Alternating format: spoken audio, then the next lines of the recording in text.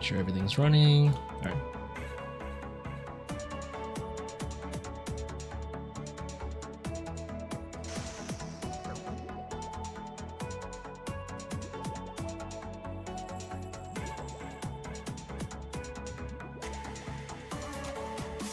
Oops.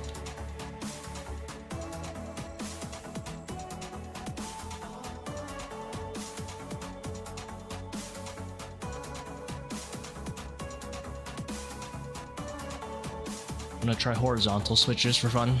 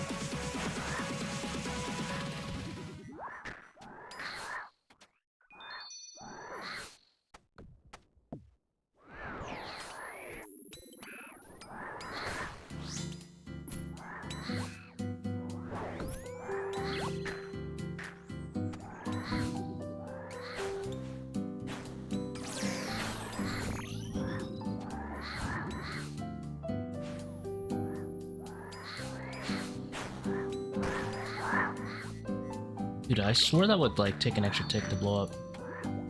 Sad.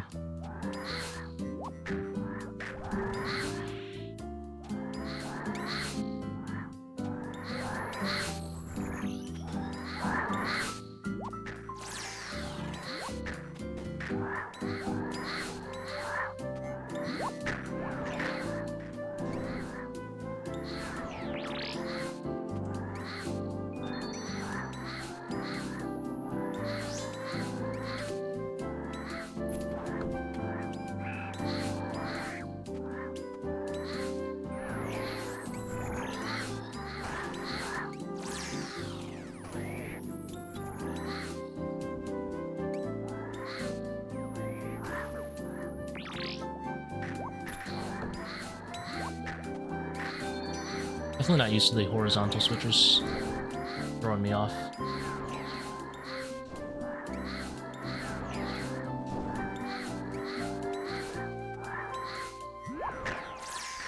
But I wanted to try it out.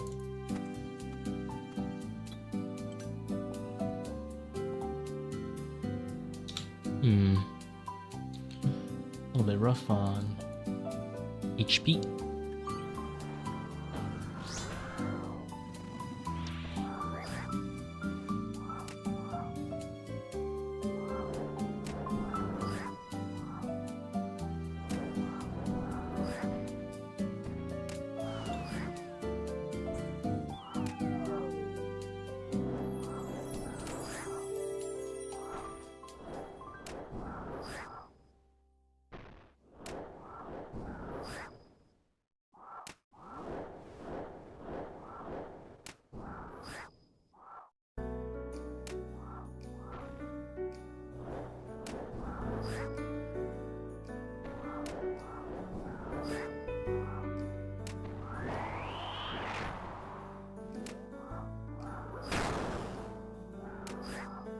Perfect, thank you for not hitting me too hard.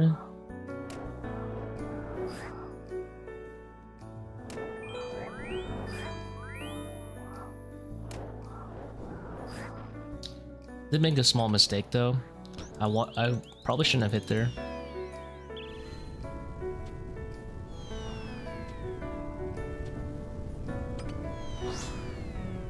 A little bit of face tank would have been good, because then I could probably prevent this scenario from occurring, which is monkey spawning. answered fast enough. I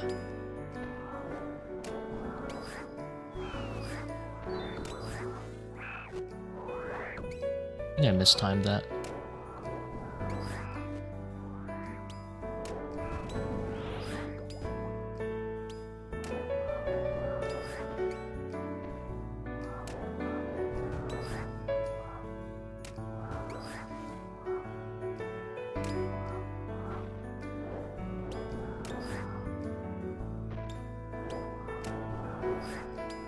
How's it going, Omar?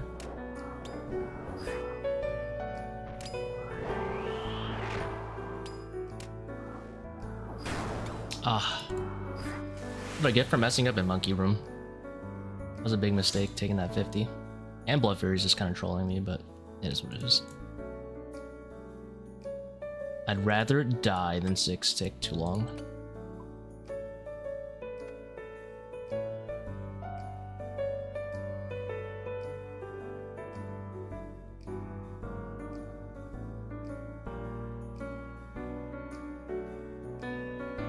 Let's go back to this, because I really don't like the other way.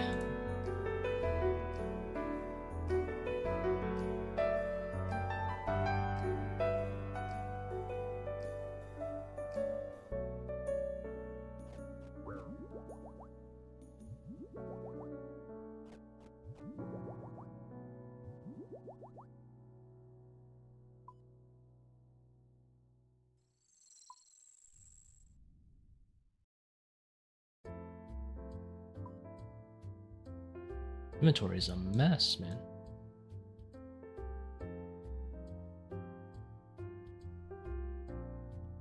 I'm gonna keep the heart with me. Want to use it for every room.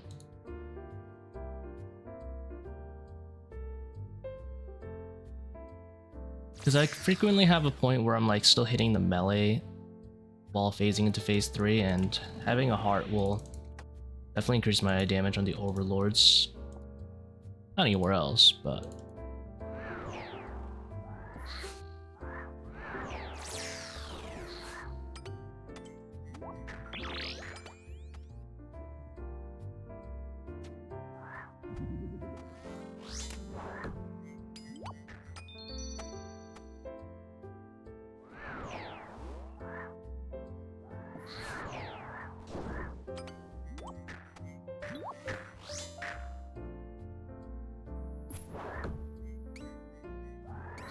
we'll just be patient here.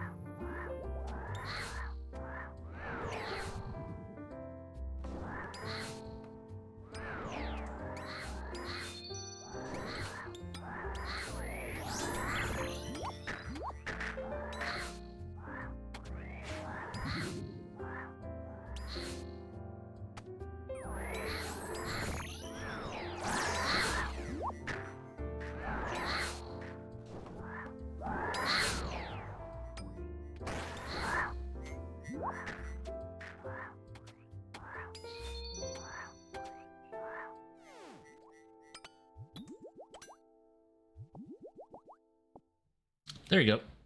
A lot cleaner than last room. Good old warm up monkey room out of the way.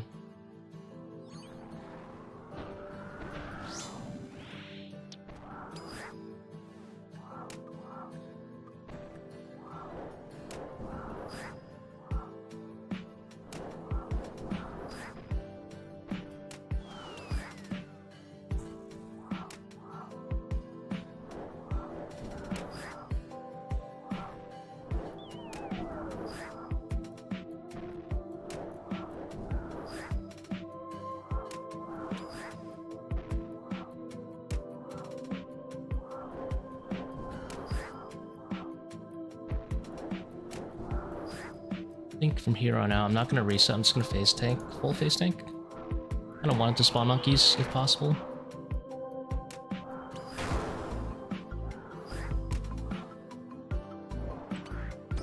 Guess not.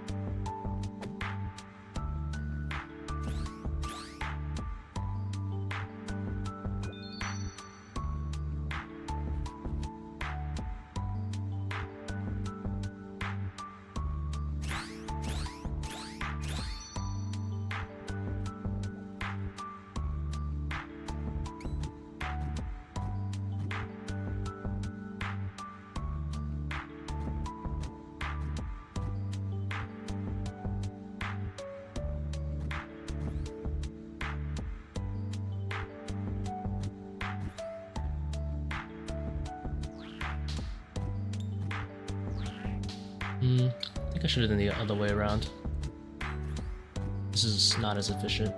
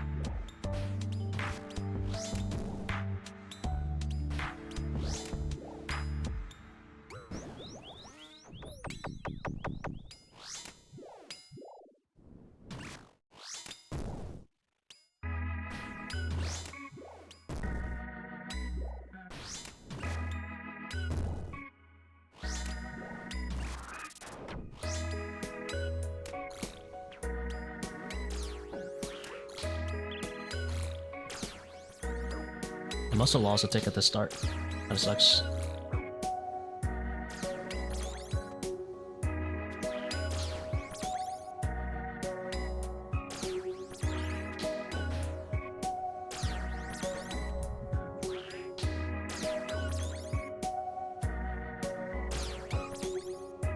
Wait, what? I'm so confused. I need to replay that. Wait, why'd I die? Am I getting ranged?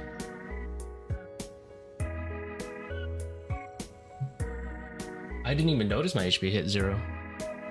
I was just focused on swarming. Did I get bond?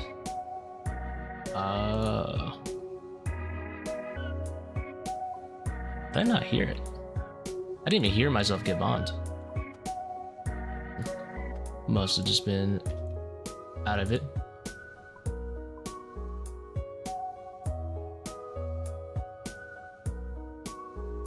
Alright. I thought I like set it up incorrectly or something. Oh well.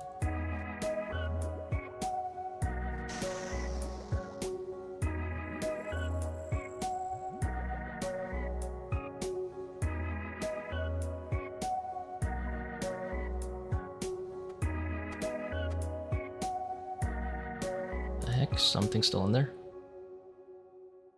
What emotes do you recommend for 500 Rabofa Fang Sang? I wouldn't recommend the raid at all, personally, but if it's a one and done, probably do double trouble without a 40 timer. Like, pretty much, I don't know. Definitely try to avoid Pathmaster, though. Probably do something like... I mean, this isn't that bad. Probably... It's not that bad. Really draining. And then probably something like this is what I would personally run. Just -5 on one of these. I mean, if you want to do double trouble, then feel free to like bump it up to this. This is probably the easiest way to do it.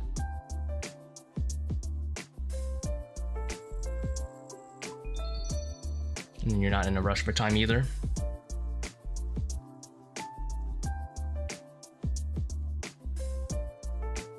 My range levels are in the gutter right now.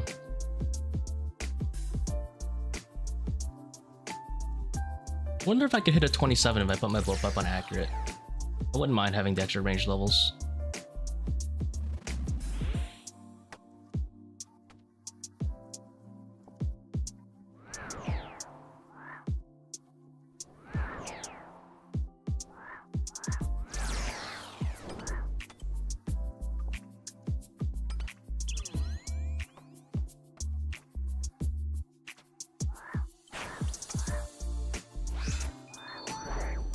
PK AZ better start than Zcab pretty much every single time, yeah.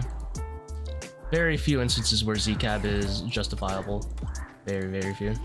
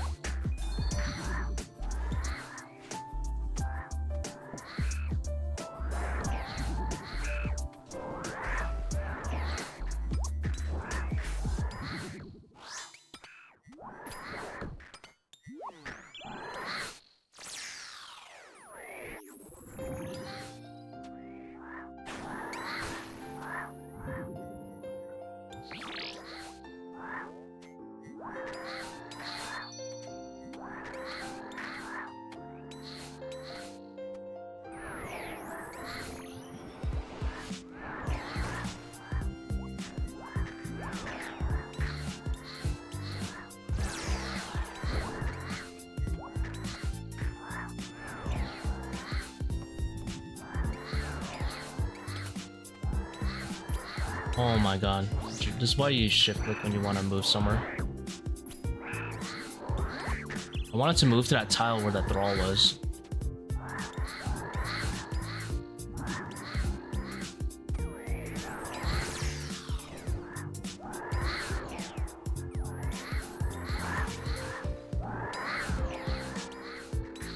Wait, what? How is this guy not blown up?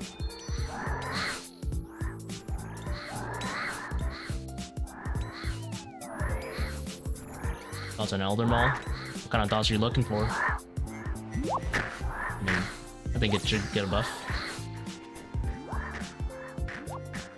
It's a very vague question. I mean, I'm gonna have to elaborate.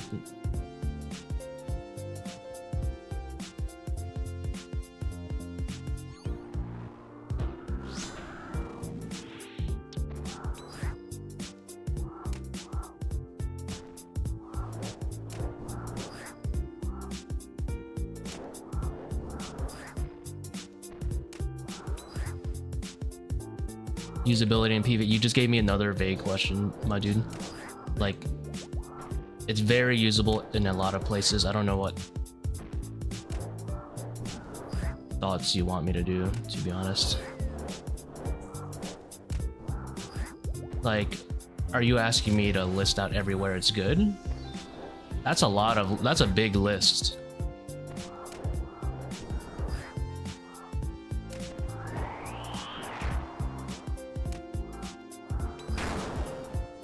That's a big ass list. 'Cause that's just wherever Warhammer's good. That's a big list.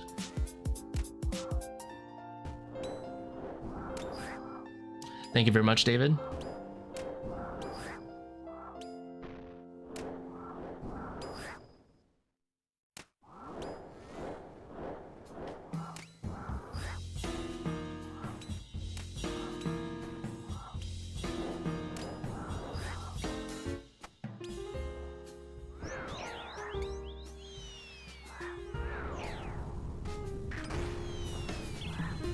It got bananaed.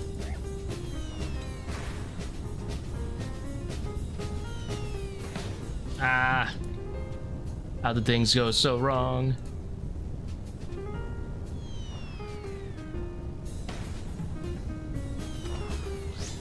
All because I wanted to shadow some monkey.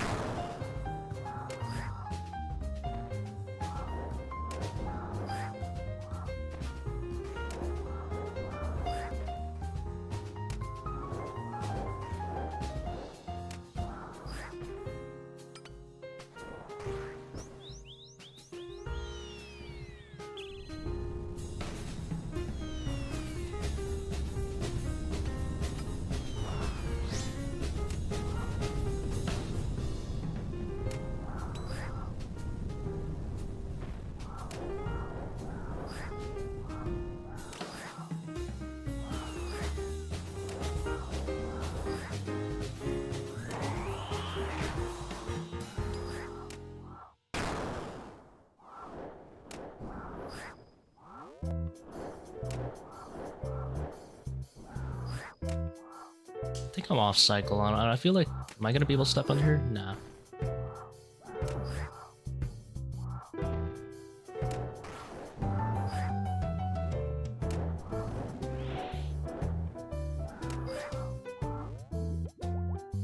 Nah, this one's on cycle.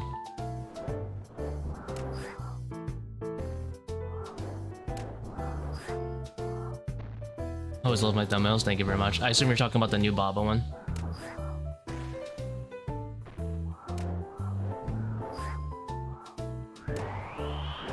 He lives this? No shot.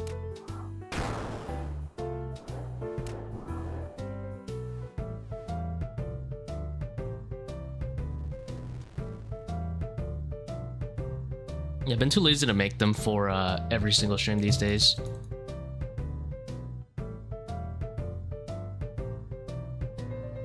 ToA, I just use like the old one I used a few months ago.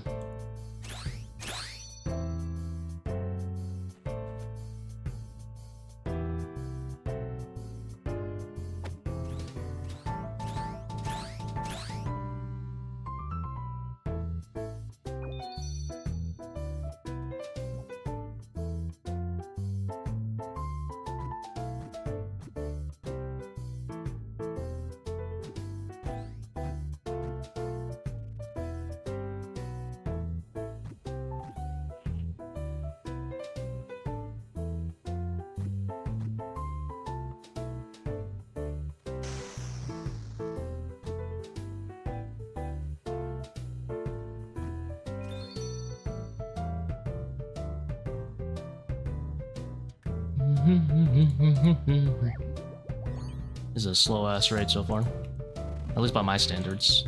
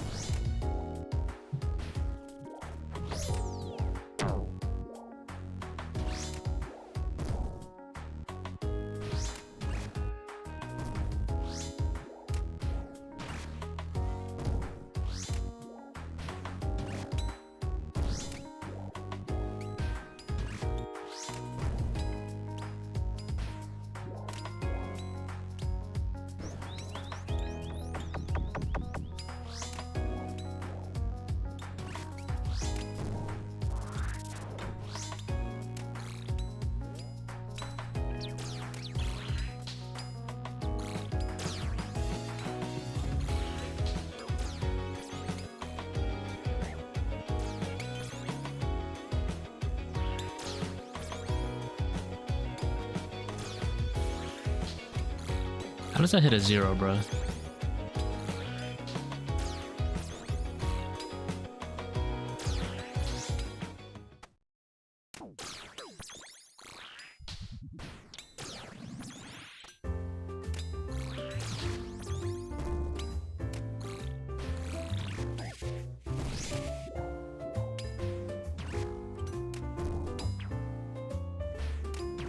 Alright, we hold here.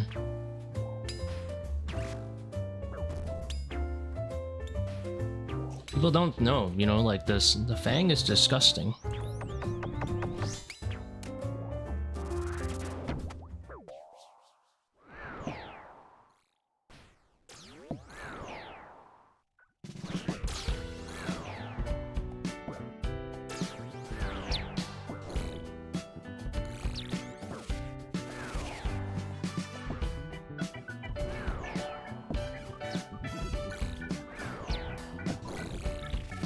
Alright.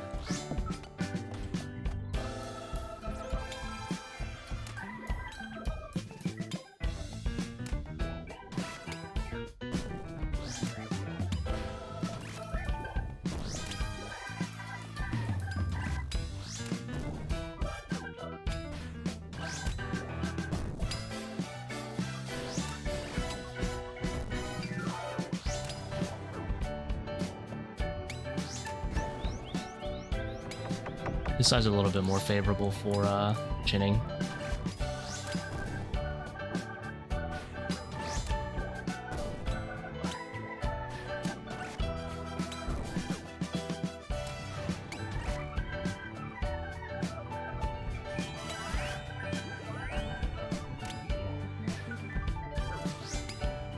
I should have dunked the other side here. Oops.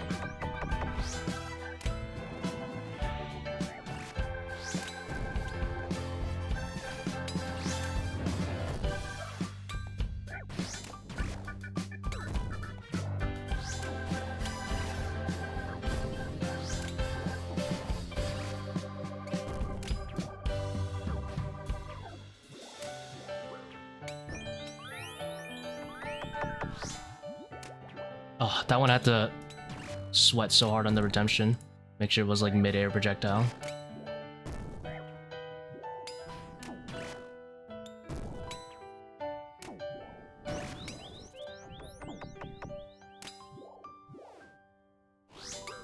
Look at this camp here.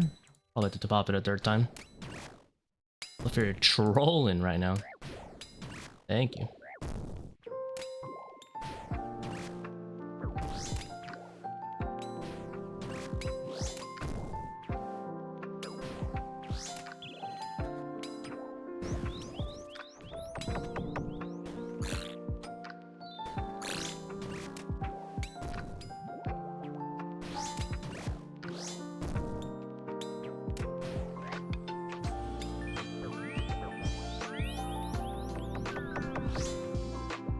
I've never used as much restore in my life at Kephri.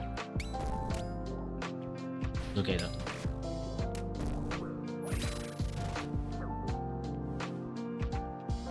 I think it's better to redempt than one Karis. Well, I didn't have it there because I Bone Daggered. I couldn't have Karis even if I wanted to. I would prefer to Karis there.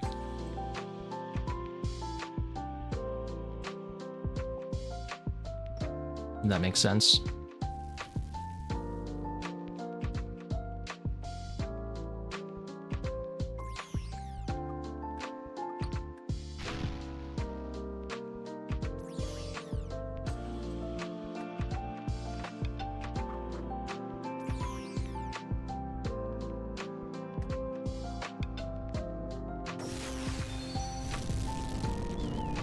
I have overly draining, so I don't really have a choice. I either have to pick the Bone Dagger or pick Karis. Probably for like chill raids, you could just skip the Bone Dagger and just Karis, and that's fine, honestly. Because the Bone Dagger is not the craziest time save. It really doesn't save you too much time. It's like 8 seconds or something, minor. For like chill tech, you could just Karis.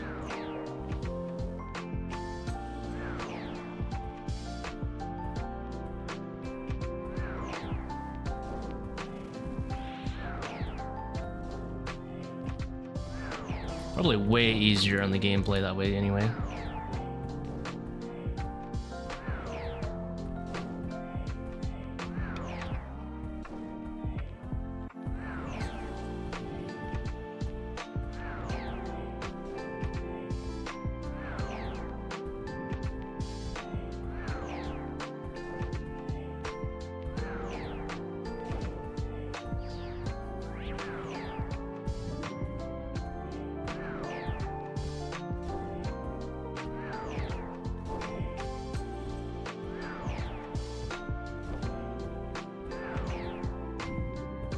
Why Mystic Might? Right now Augury doesn't really do anything. It is nice to have a little bit of extra accuracy, but Augury's drain is way too much.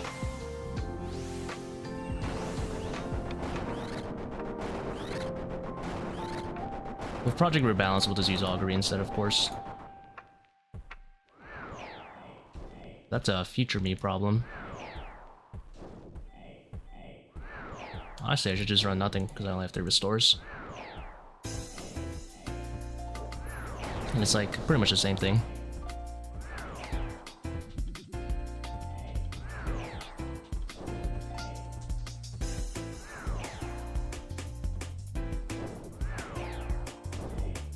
I wonder if that one tile I messed up.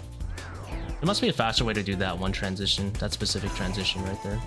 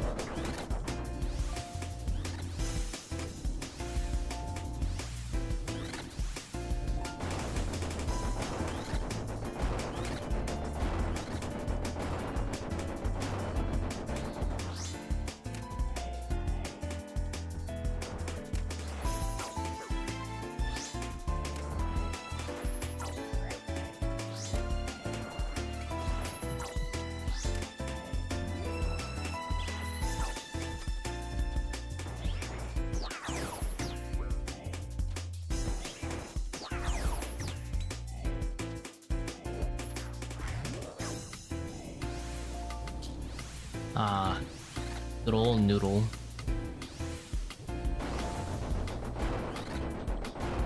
You ever staircase solo? No. Staircase doesn't give you any DPS while you're running mid. If you're like allowed to hit a shadow, I'm gonna wing it. This is the incorrect way to transition.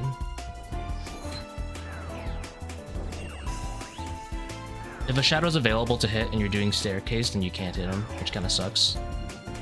Obviously not every raid you'll be able to hit shadows, so there won't be a difference every single raid, but most raids, usually you'll be able to hit at least like one of the 4 shadows while running mid. It costs quite a bit of time not being able to do it in that case, because you'll lose like 3-4 shadows.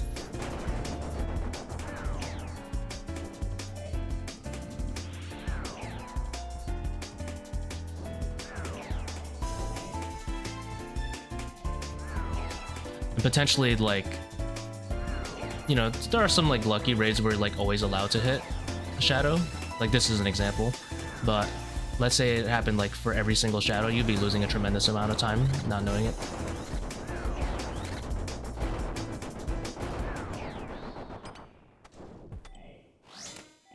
Oh.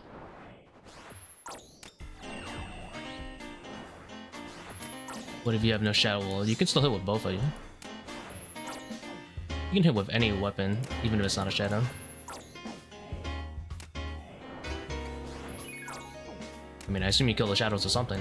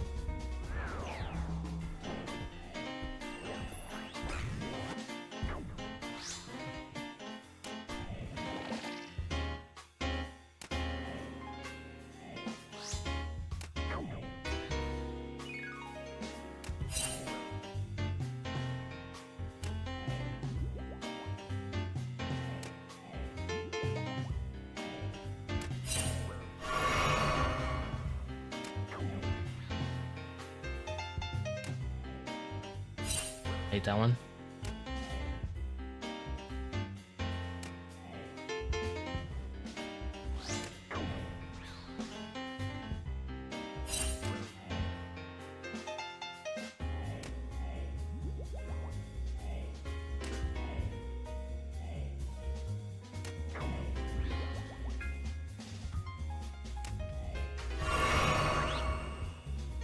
That was a long Akkha. Messed up a bit. Definitely not used to these horizontal switches. I like it vertical more.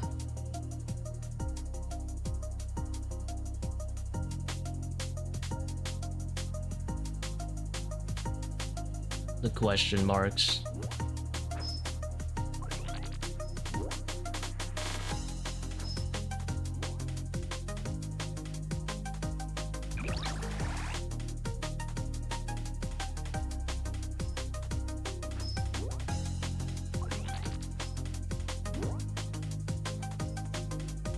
I have dragon arrows, dude.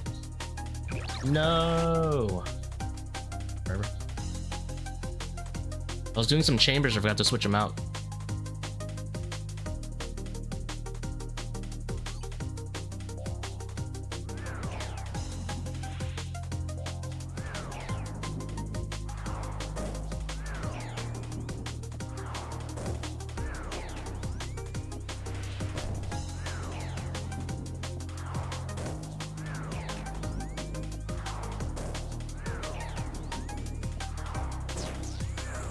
You're supposed to use Amethyst if you're doing Seercull. But Seercull can't shoot dragon arrows.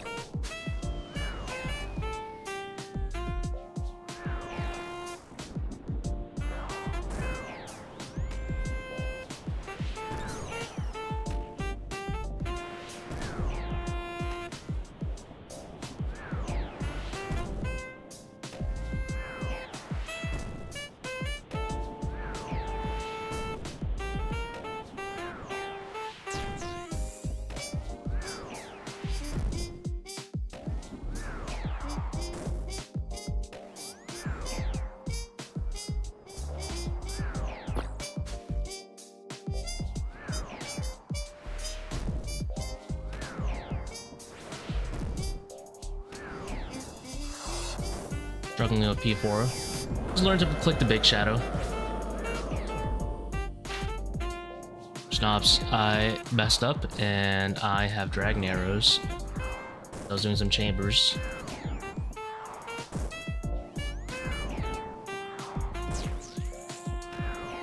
Like, if you're not used to stepping on shadows when they're at their max size, because what you're supposed to do is basically step on a shadow once it's max size, and then treat it kind of as like a safe spot for a bit. About 2 seconds. Step on a big shadow, it'll pop, it'll be a safe spot for 2 seconds. If you're not used to that and you're just stepping on clear tiles, you will probably get your ass whooped at P4.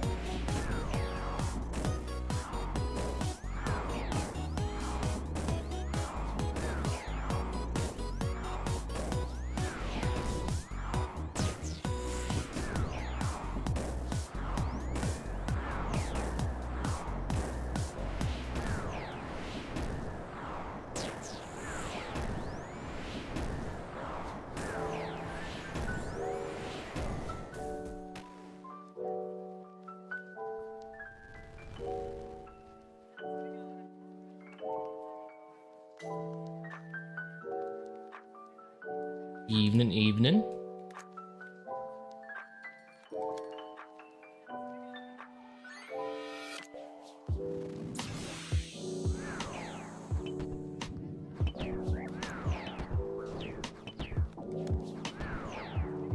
Well, at least I have dragon arrows for this.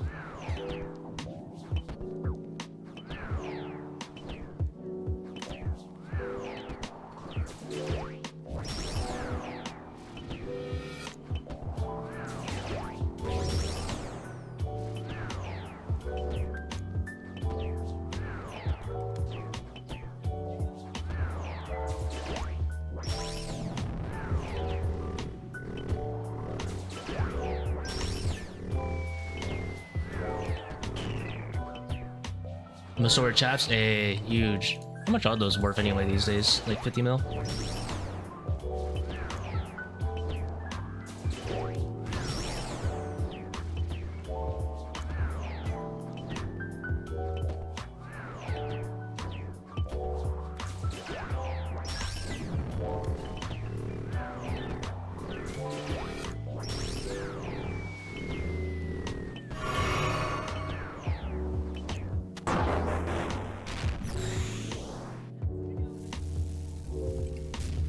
$76 mil? Hey, not bad.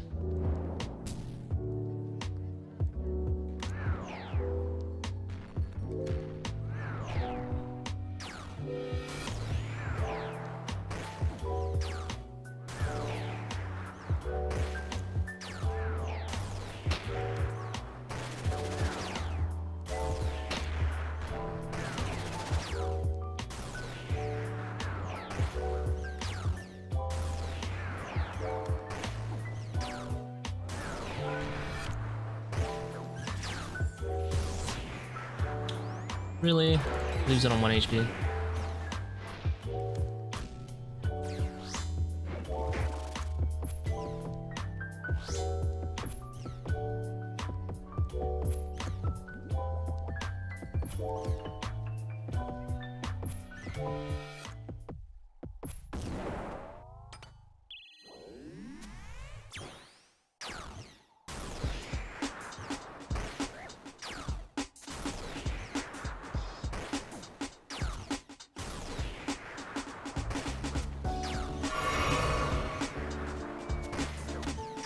Just in case I mess up bombs, I'd rather not die.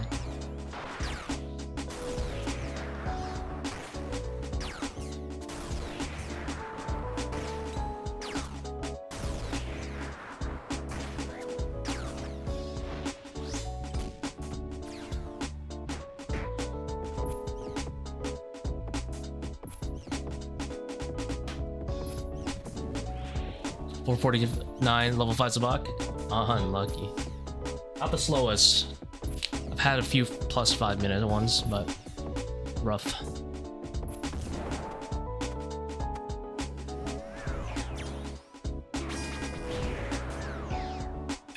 I wonder if he can hit Warden as he's going down.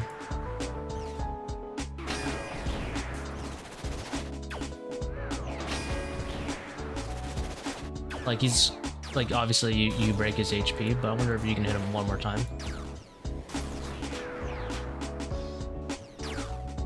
Mostly for like Soulreaper tech.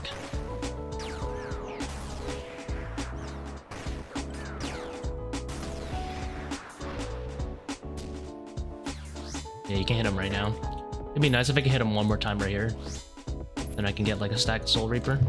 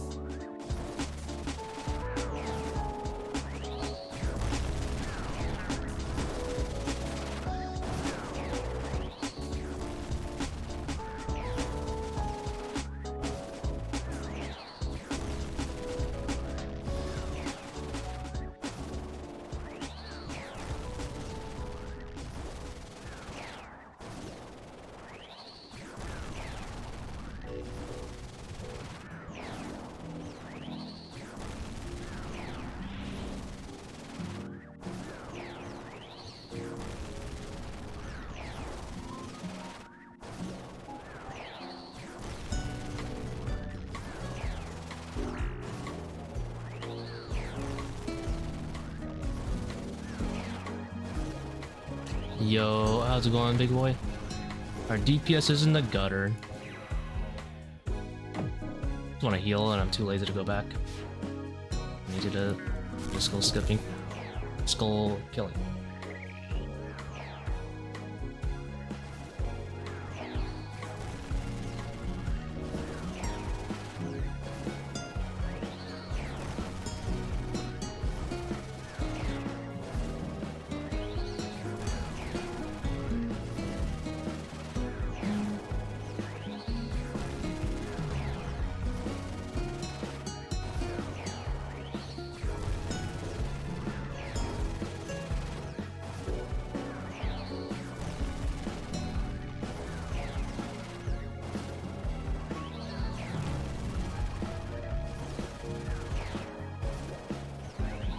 When you start taking heart?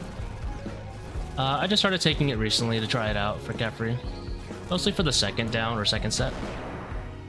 Because it's a little bit more DPS than Fang for the Overlords.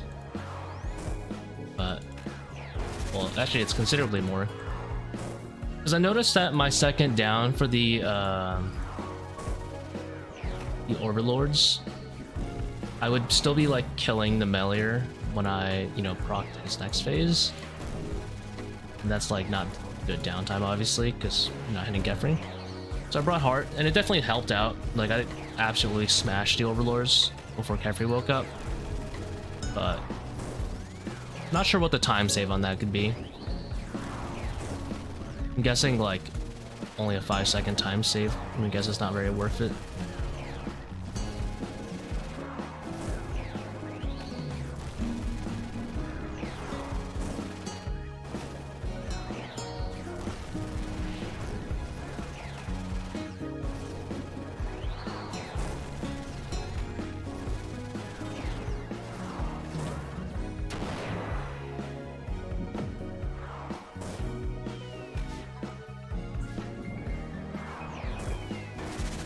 No, we're gonna drop to 122.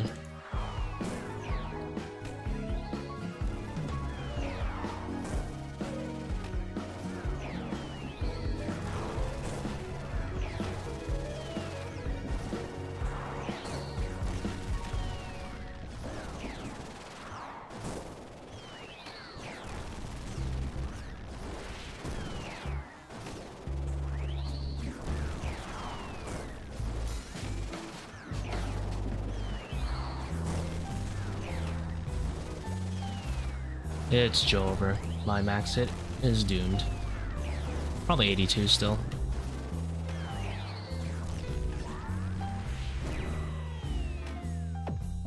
How am I gonna live?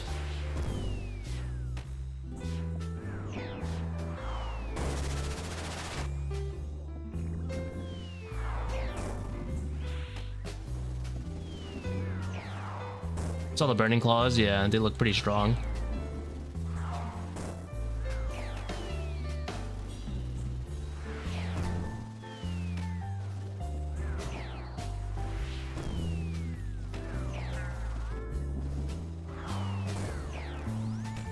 Oh me, oh my. How we doing? How's it going, Velzen? We do a little troll in this raid. Trying out the heart for Kephri's second set of Overlords. It's pretty good, but I don't think it's worth the slot.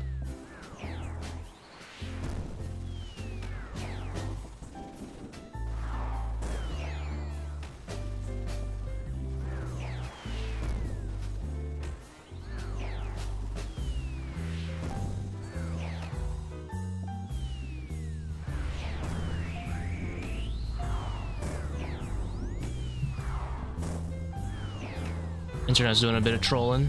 Unlucky.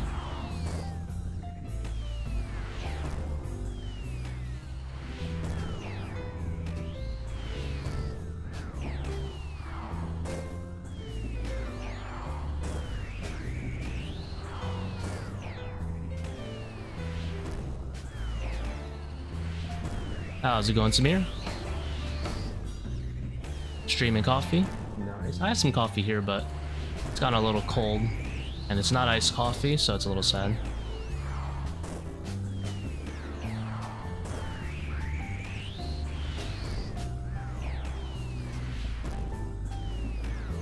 I took damage. No purple. It's over. It's completely over, man. Take damage, they negate your eligibility for purple. See? It's just how it is. I mean, it's a slow rating.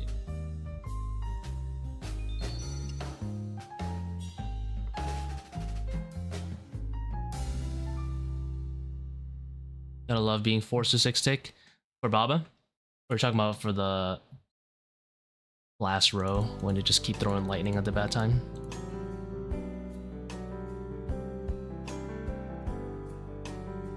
I'll take my Eternals, I think. We're gonna have Eternals and just speed up Zebak. Before, yeah, it's kind of annoying.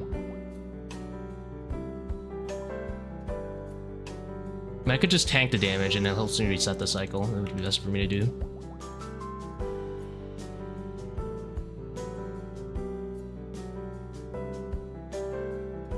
You aren't using Lightbearer? Yeah, I'm not.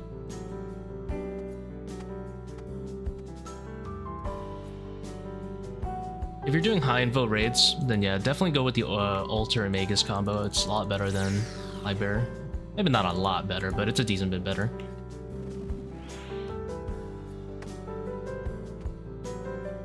Someone said Lightbearer is only good if you're gonna be blue potted for like a lot of the raid. So I assume that's gonna be double power, obviously.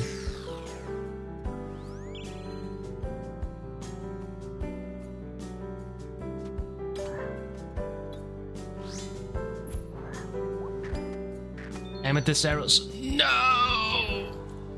You're right.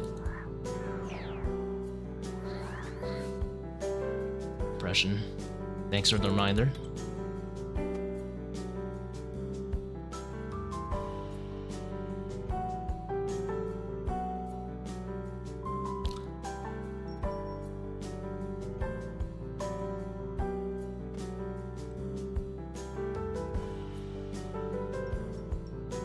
My Seercull would have been upset. Rip Sandfew will be alright. We got 100,000 Sandfews. A little max cash of Sandfews ain't hurt nobody.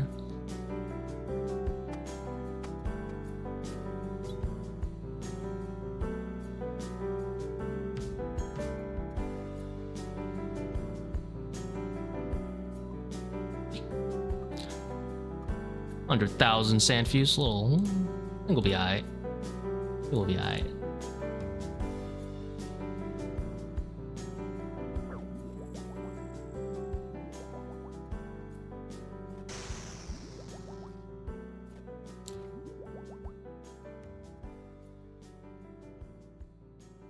Seven.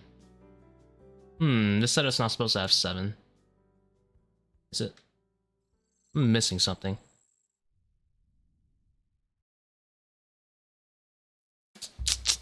What am I missing? This is bothering me a lot. No, I'm not taking the art. No, I've decided not to take it. I should still only have 6 restores. I'm taking the Eternals though. I'm missing something.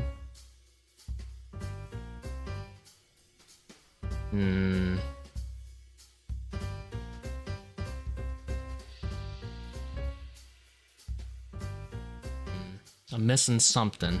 But what is it? The Book of the Dead, thank you.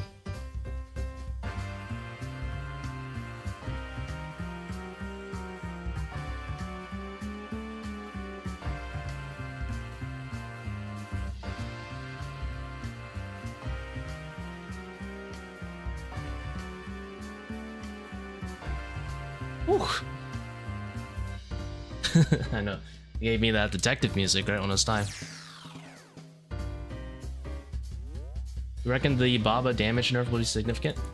Not... Well, yes, but most of the time for me, no. If you're doing 5-1, you generally profit HP, but it will help even out consistency.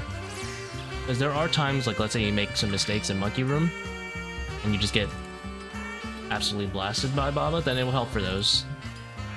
Because it'll let you 5-1 like pretty much almost every raid. Right now you probably get to 5-1 at 100% uptime like 70 to 80% of the time. It also might be because my monkey room probably needs a little bit of work. I wonder if I can drag this ranger closer by doing something like this. Oh, the thrall blocked it.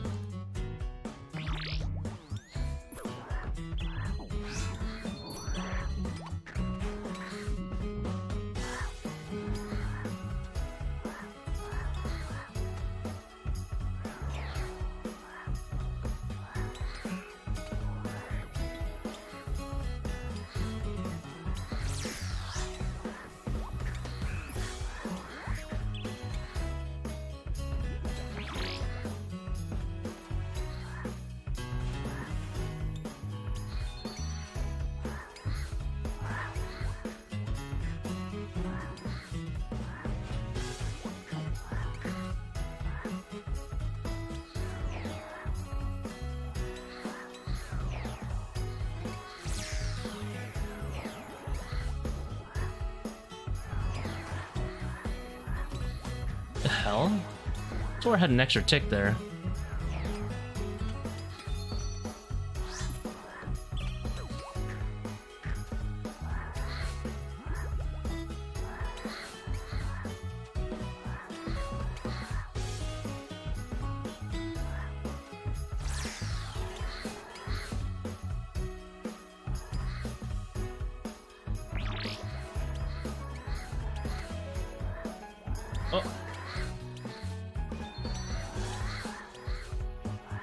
I swore I had one extra tick.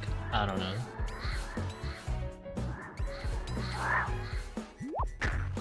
Oh, sin a little bit.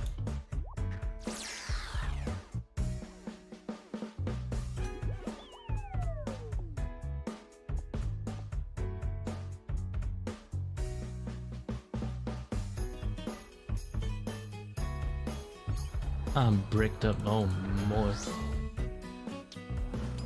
3. That's depressing.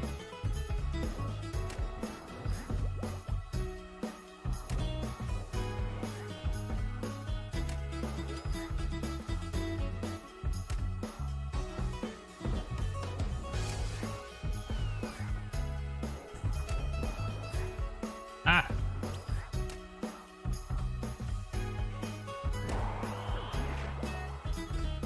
Yeah, I have a 445 from, I think it was like a week or two ago.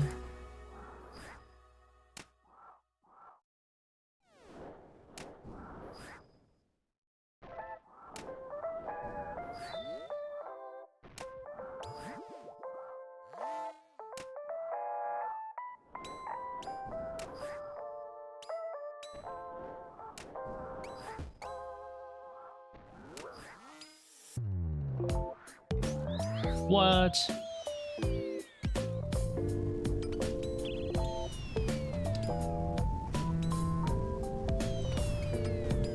Wanted to give it a quick stab.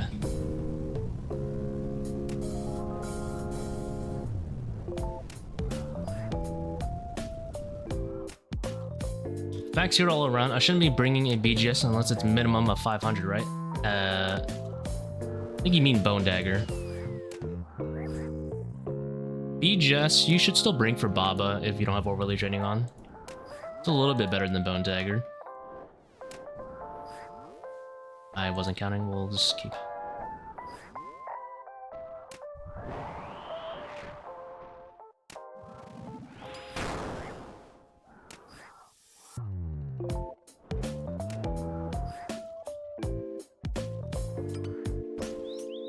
We're bringing both? Nah.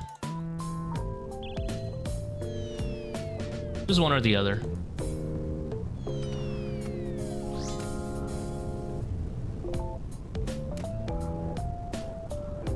Yeah, like if you don't have a Shadow, BGS is pretty much mandatory for you. You gotta have it for Zebak, Wardens. Huge time save just for those 2 rooms and also for Baba.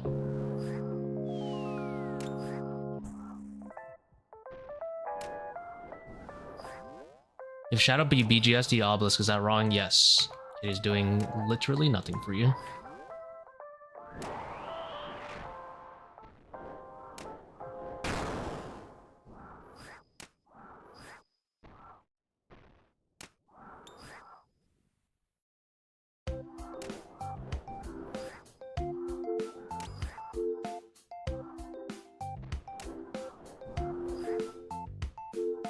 Bone for overly draining? Yeah.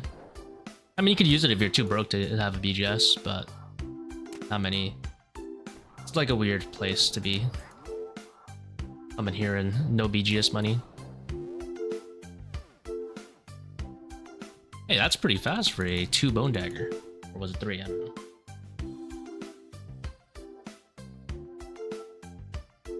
Shadow gonna be nerfed next update? I mean, this is pretty much a setup that you're gonna be looking at. Oh, Shadow nerf. We got our Eternals ready and everything.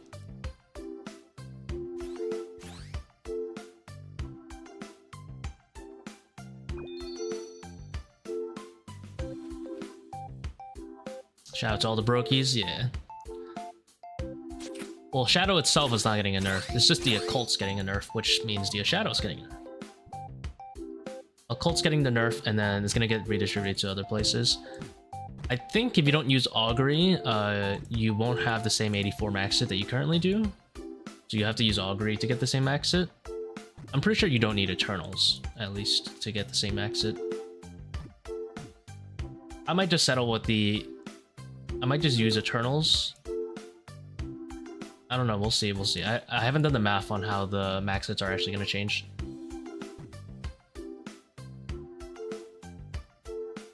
Yeah, Augury compensates.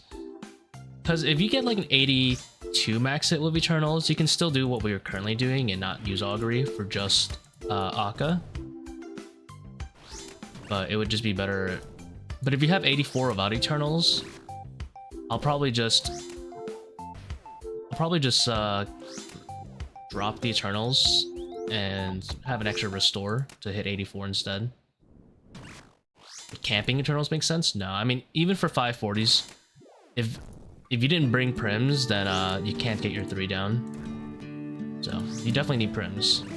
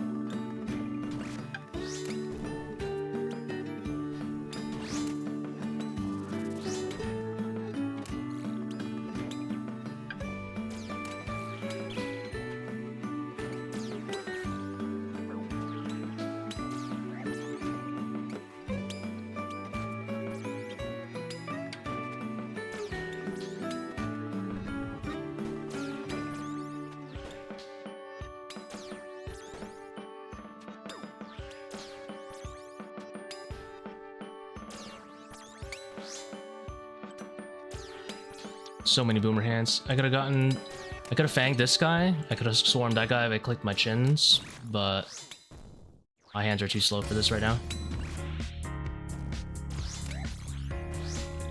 I'm aging.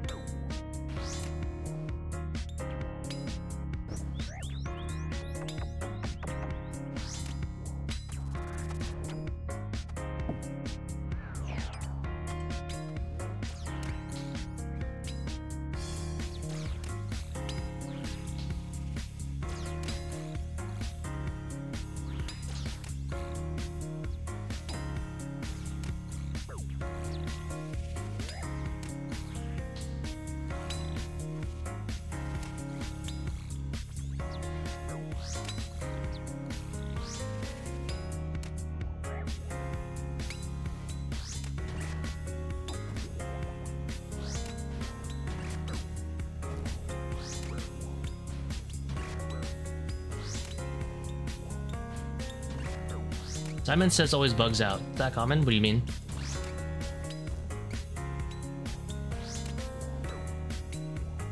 Elaborate. What does that even mean? What do you mean bugging out? Seems fine to me.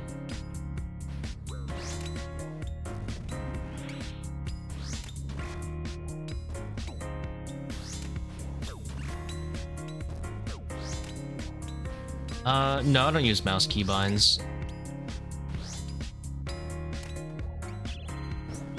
I could, but I just smashed my left hand into my keyboard instead for control.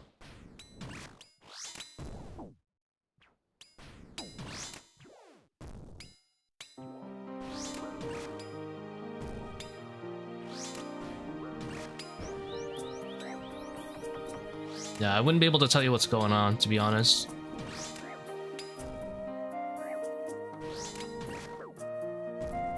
Oh, Kephri puzzle.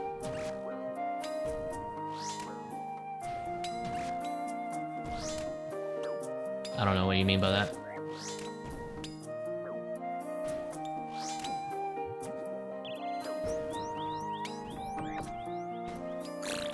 I assume you mean the 1, 2, 3, 4, 5 order.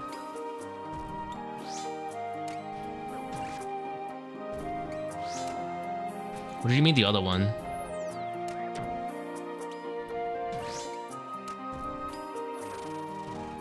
You're probably accidentally doing it. I'm guessing you're probably accidentally doing like an eld or one of the tiles.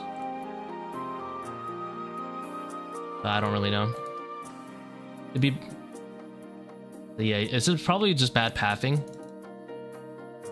Because you can skip through them, but if you like do an L and it's like not a good L, then... I don't know. Because I've been doing them today and nothing seems to be wrong with it.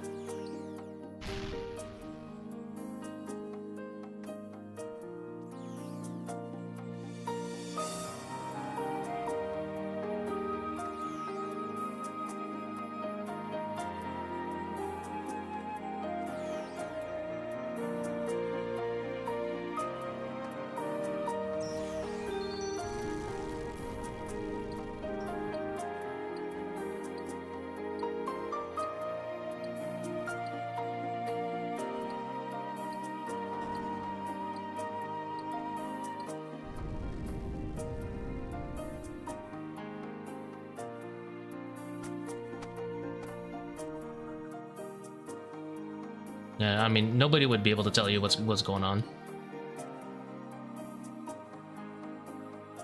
Maybe you're going too fast. Like, maybe number 5 hasn't triggered yet. You would just have to record, because no one can really tell you what's going on.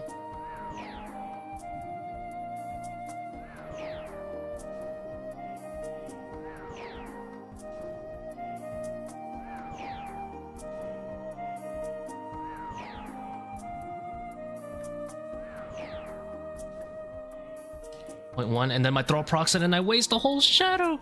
I cannot believe it.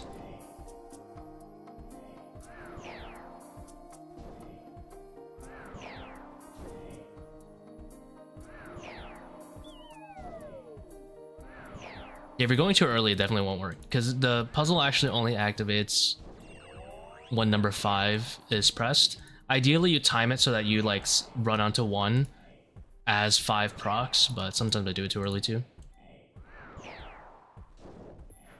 Amethyst, yeah. Well, I hope I did.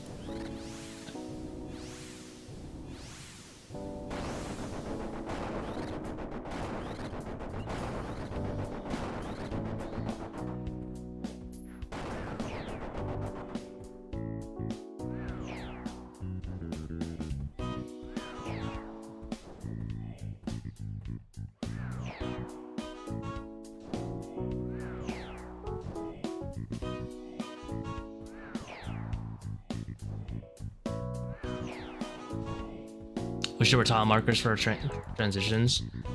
I really don't like spamming tile markers too much, personally. I will never be able to remember Akkha, so obviously I'm using it for that, but...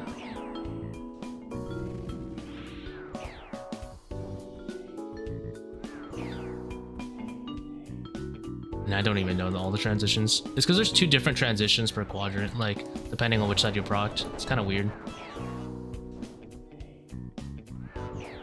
This one's easy. Up here, click. Down there, click. Oops, not easy.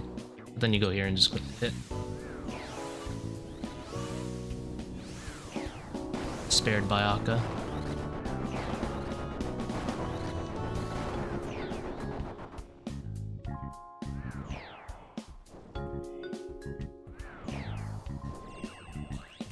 If you haven't learned, that one's really important right there. Like, you walk, kind of like walk Akkha 1 tile into the center and then run 2. That way you kind of have like a tick lossless transition out of the memory puzzle. That one's also really important to know. What the heck am I doing? Everything okay? Everything's okay, let's go.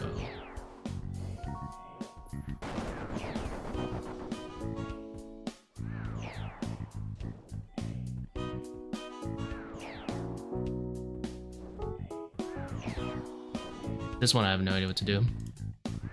I just take the 1 tick loss.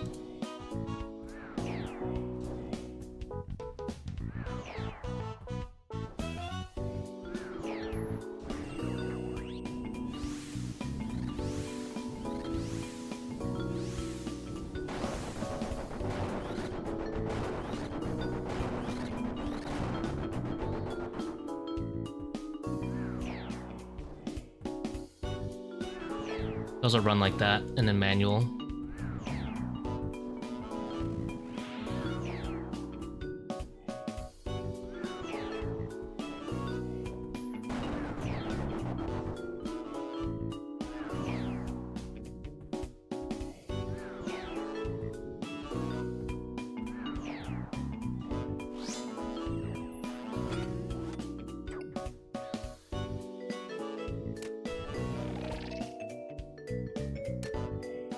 Ooh, 53.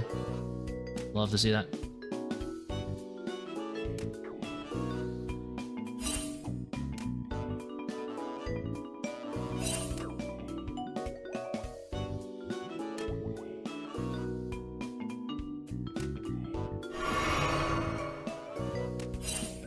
Ah.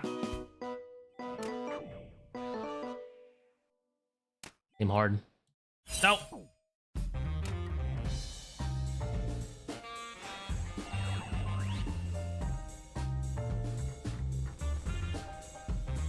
League of Legends. Ah. What of them would you recommend doing a Bofa, Fang, Trident, Breaker, Iron Man to run? Doing 355? I would say the most applicable ones for you to do are either 400 flat, or you could do the 445s that I recently posted about if you have like an SGS to chill with. Because that one, the 445 is very adaptable as well. You can get a 3 down with that one. You don't need to flick. And if you want to flick, then you can bring more efficient switches. So it's like a 2-3 extra ways. And that would probably give you like a 36-minute raid with like a 1 in 10 chance. My friend says it's actually 1 in 9, but I don't know. I don't fact check, so I'm gonna believe him. Lesty with a 3-minute Zebak. That's a tall order. I do have my Eternal Boots. You never know.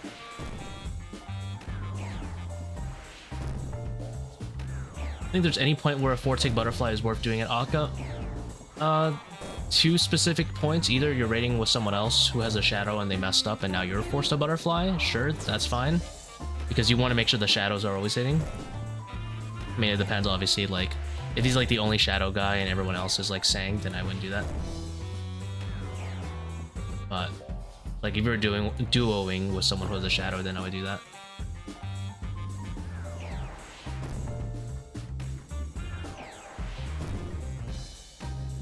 Otherwise, I mean, the 4-tick butterfly with a Bofa is okay if you're Bofing the shadow and Akkha's on melee, but you still want to kind of like stop when you're about to kill the shadow and let Akkha melee you on purpose, because you really don't want him to stay on that phase, you know, by the time it's time to hit him.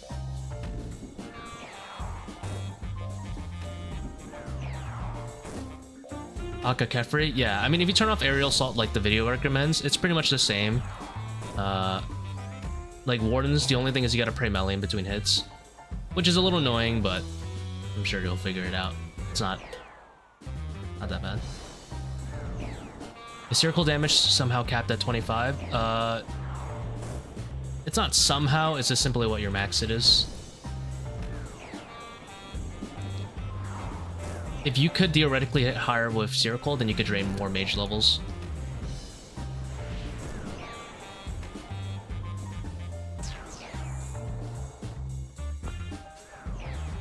Would it be a big difference to do Baba Zebak?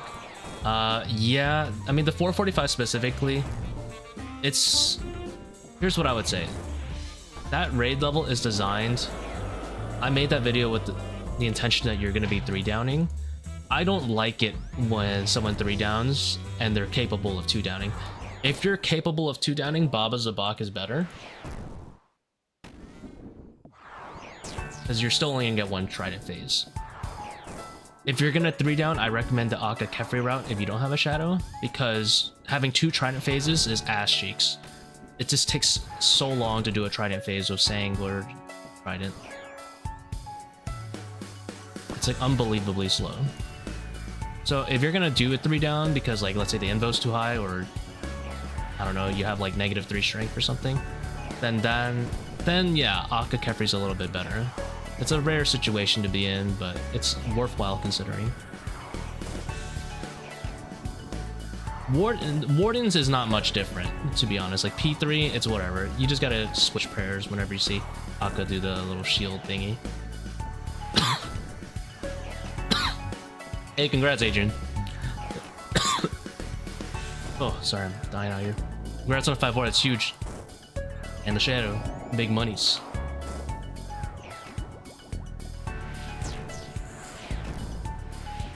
Being an extra few minutes. Well, it's not about the... At that point, it's not about the time. You have to keep in mind that you also take tremendously more damage doing a longer P2. And when you're doing a high invo raid, like, you might literally die because of that. And having the orb switch that around to 30, 40... from 45... 45... Sorry. 45... 30, 45 to 30, 45. 30 also means you have a lot more consistent P1s. I've gotten 5 shadows so far. Eternals is gonna be 29th of May, or 4 days from now.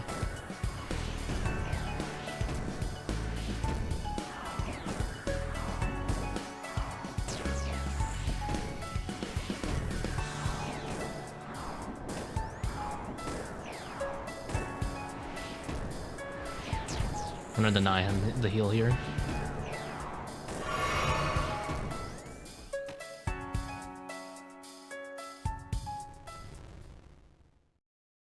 Something wrong with your bow. You can hit a 29 without the spec. The thing is, the spec itself is... it turns off like scaling with like rigor and stuff, or whatever, like here. Which is very cringe, but that's just how it works.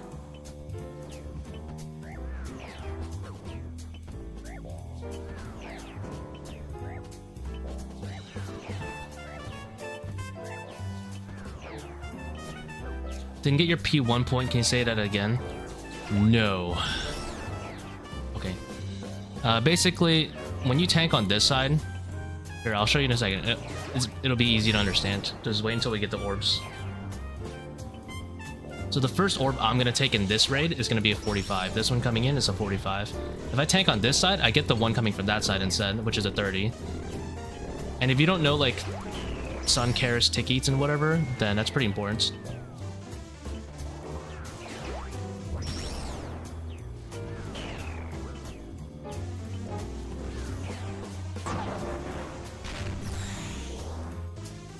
So if I were to get another set and I had tanked Sun, no. So if I were to Sun now on a Bofa raid, right? I'd be at 118, 30, 45, 30 comes in. Guess what? I'm 118. 118 is good enough to tank 3 orbs. Whereas if the orb was 45, 30, 45, I can't tank all 3 of those. So I hope that makes sense. It allows people who like don't know how to tick eat and stuff, like take Sun Karis, wherever, they get to tank more orbs than usual doing the Akkha Kephri route. So going this side is essentially like having Ancient Haste also off. So it gives you consistency P1, gives you consistency P2, and extra speed. Oh my god, thank you so much for the 10 memberships, dude. Thank you much, Arian. Appreciate it. Humongous for the stream.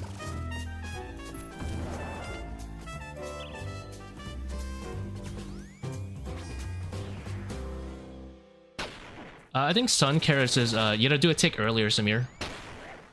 Pretty sure you gotta do a tick earlier than usual. Like, if you're used to the brew timing, you have to do a tick earlier than that.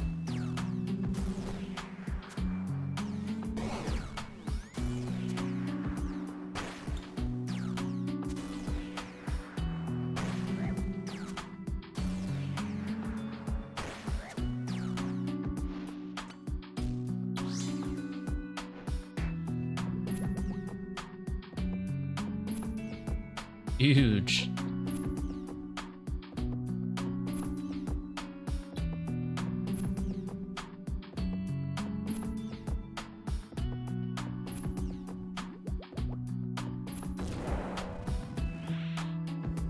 What was all that?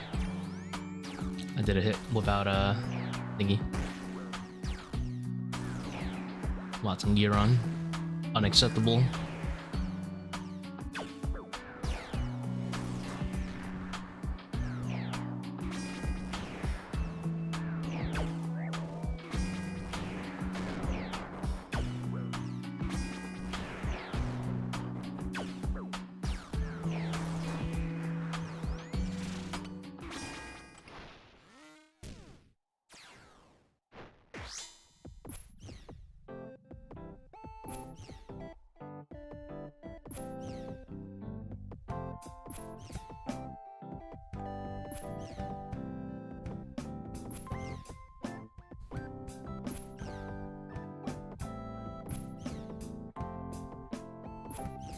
Brawl's worth it in B2? Yeah.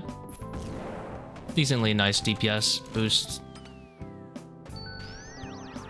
Because they can still hit their 3s and whatever. And your max hit is capped, so they probably give you like, I'm gonna guess, I don't know, 1.5 average divided by roughly 40. It is a decent DPS gain.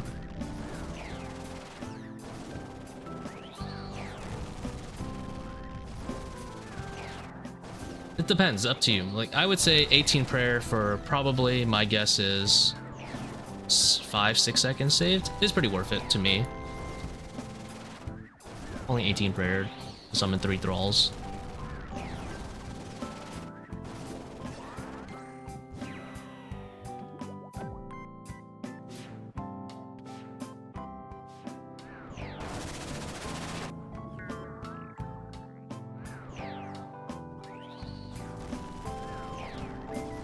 To the... Oh no. No. Like fell over on you basically. Just like Infernal Pillar, right? I've never been next to that.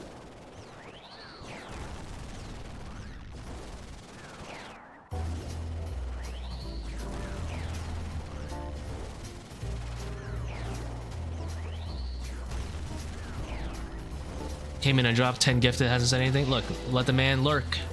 Who wants to lurk? I ain't stopping.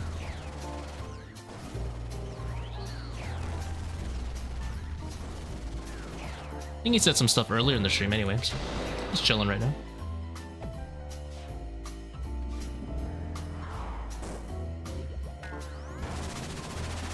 Almost mistimed that. I was not paying attention.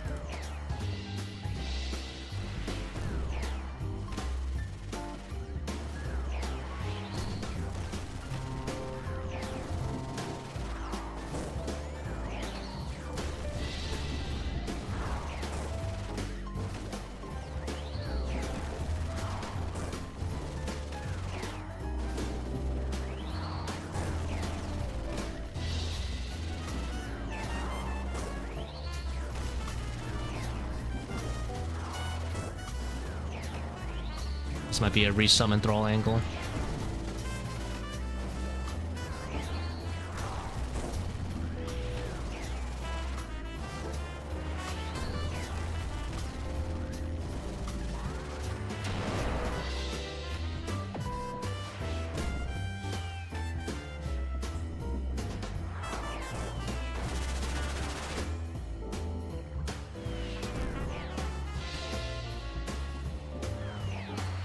Oops, that baffing. Should have done the L first before the straight line.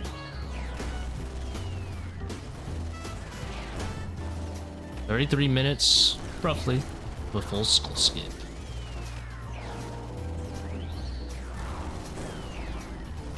Still trying to beat my 30-39 one. Gonna be a good minute though.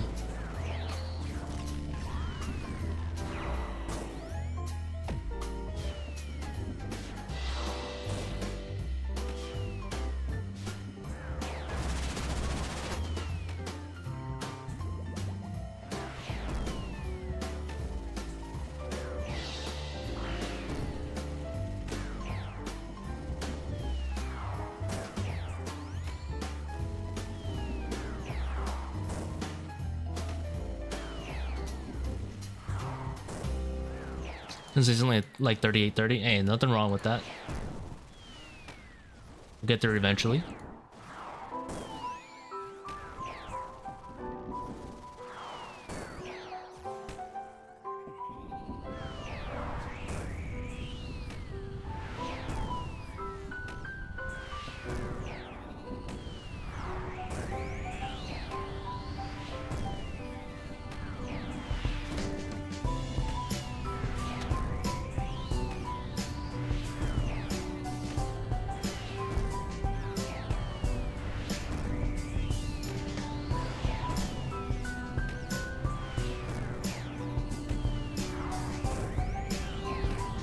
I'm demolishing him, holy moly.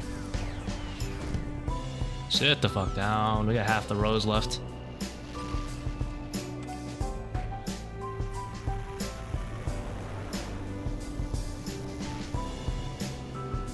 Never burble. How's it going, Jordy?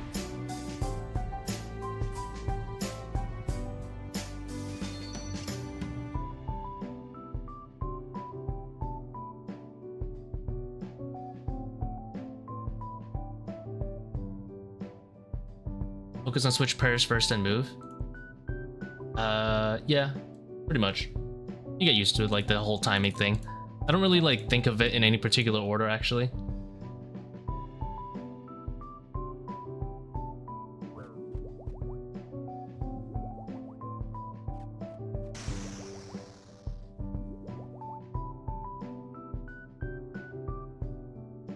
Am I missing something?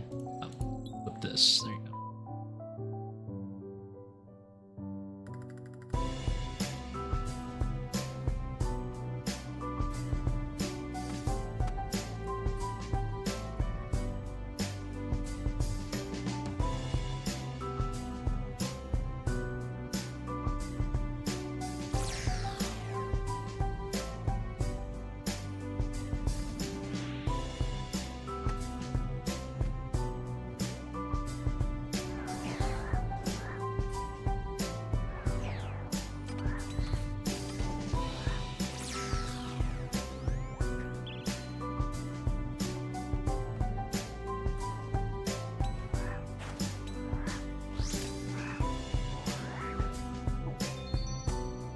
Yell in our games.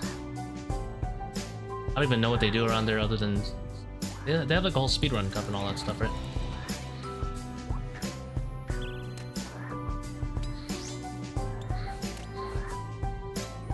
No shot, I messed this up.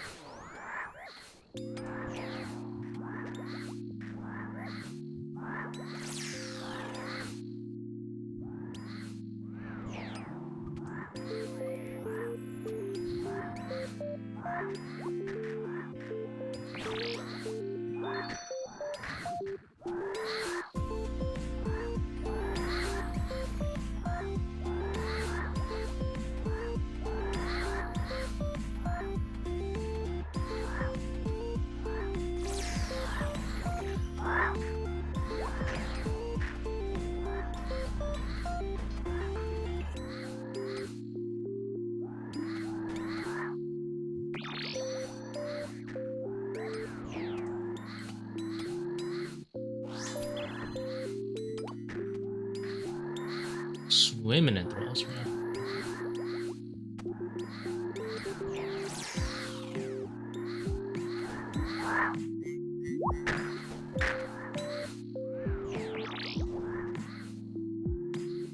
Oops, all shamans.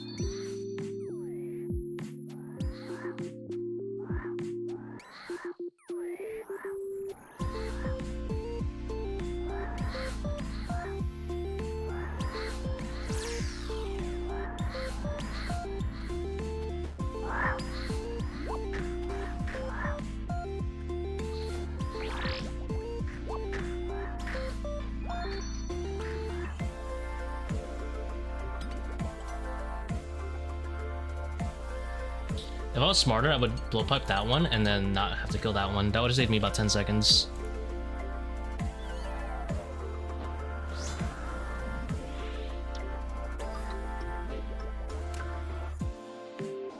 Oops. I could have averted.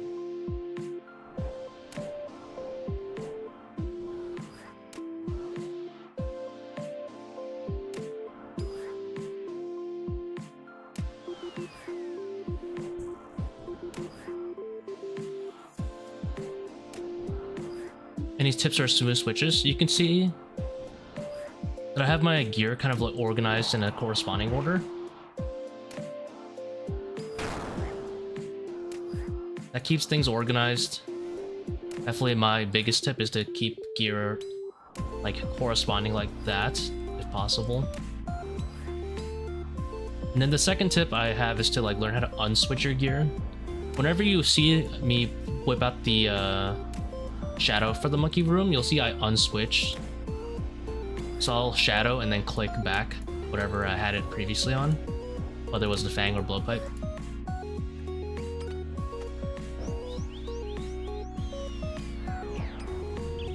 That's an example of doing that.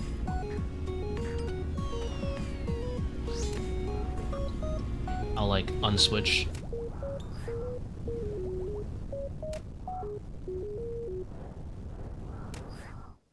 So whenever you have to do like switches, you know, learn to unswitch depending on what you have.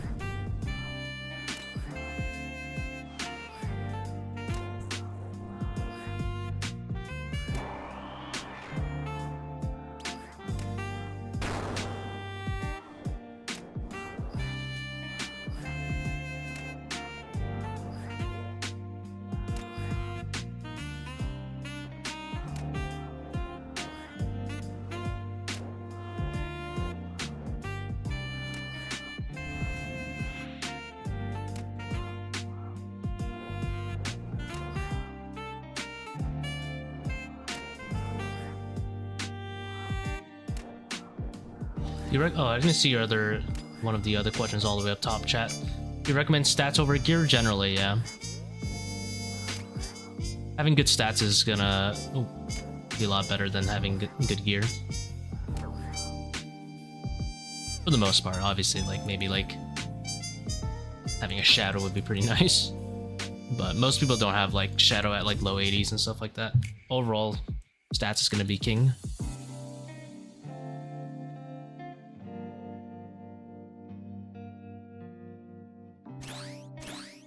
Especially since gear's gotten a lot cheaper these days. Like, instead of getting bandos, you can just use Blood Moon gear. Same amount of strength.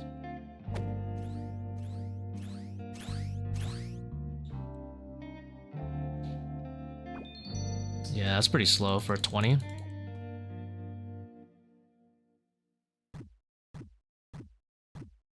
It'll be like that sometimes. Where my sub 3 Babas at?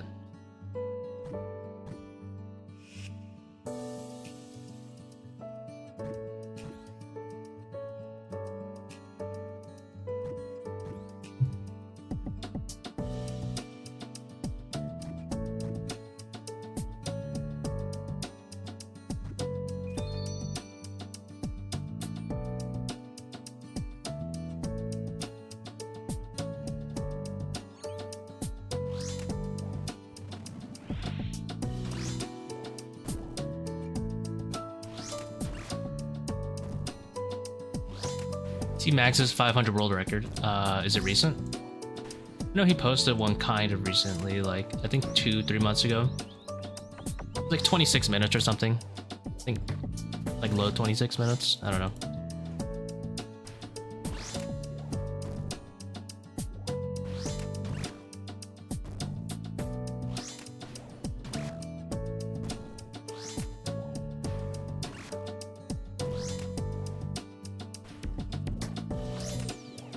Where is the damage?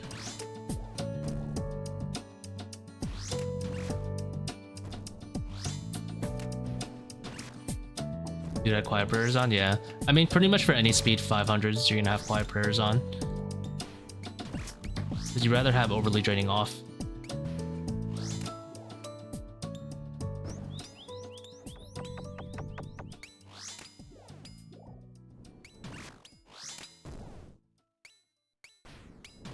I'm gonna assume he has more overlords off as well.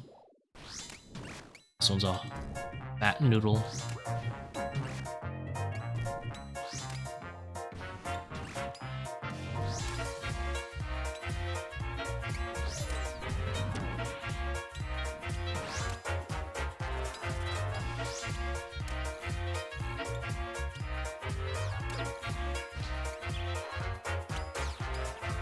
My Fang charged? I don't know.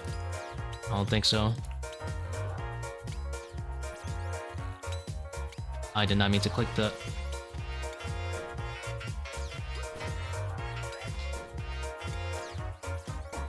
Dude, I'm griefing these swarms.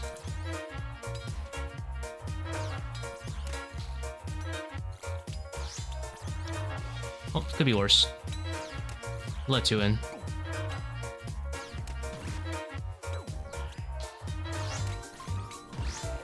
Or did I only let the 1 in? I don't know. I feel like I was griefing either way.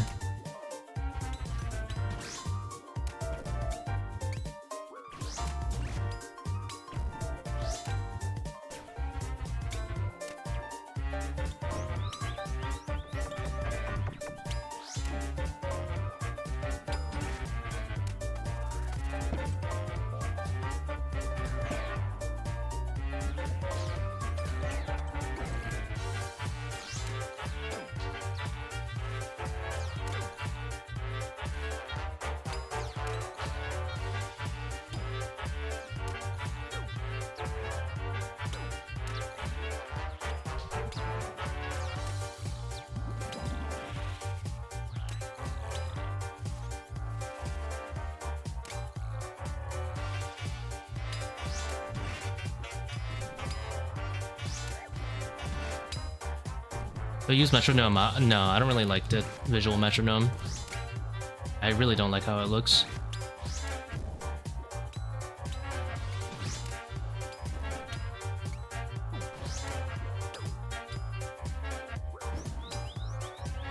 I was sweaty, I would shadow right there. That's a lot of work.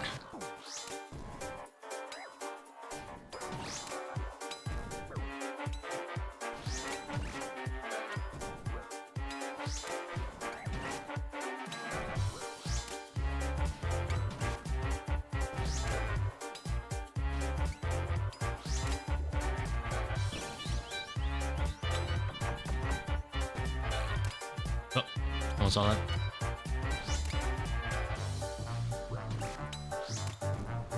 Non-piety hits for portable.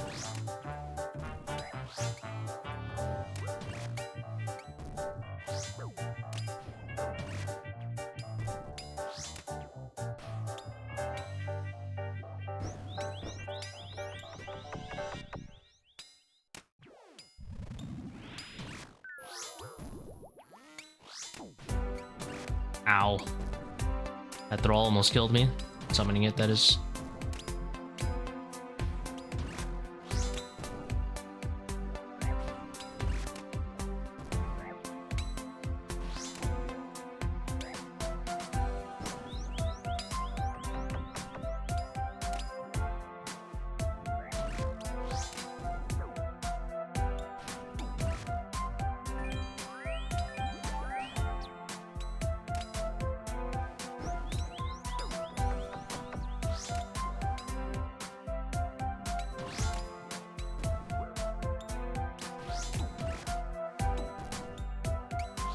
How do you count ticks? What the fuck counts ticks, bruh? I don't count anything. I just do, you know? I don't count.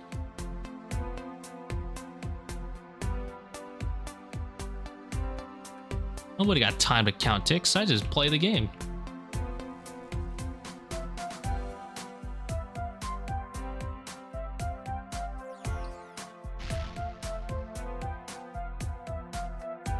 Like Baba 5 to 1?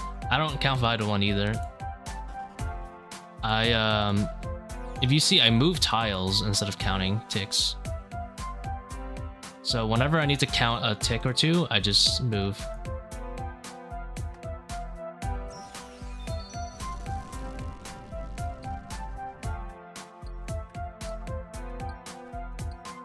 You got all your best rooms would be sub 28? Yeah, sub 28.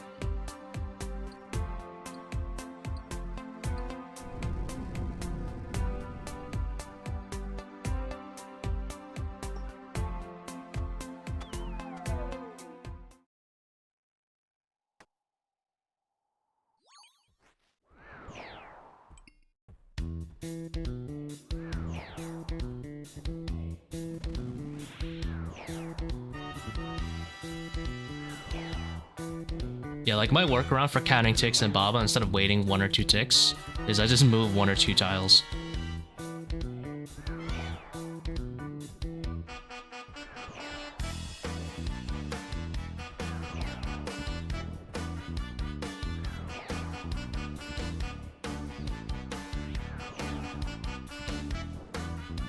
Similarly, when I'm doing Soul Heredit on Enrage phase, I don't count to 4.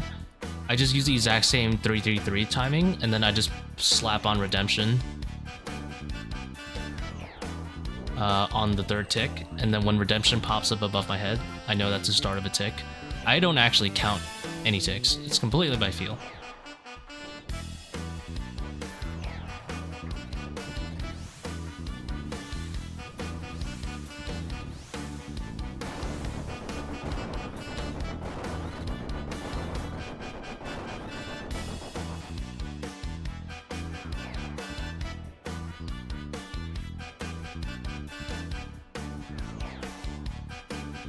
This is the most scuffed transition ever, but I hope it works.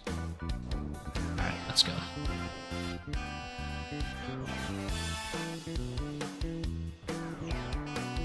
Hypothetically, if I was a hardcore Iron Man, the same skills, would you still be running 540s? No. I spent half the day dying yesterday. This is a dangerous place.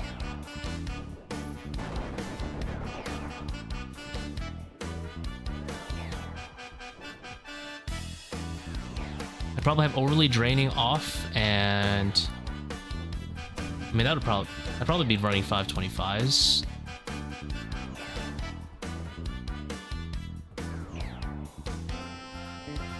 Just have overly draining off, probably. That would really, really help.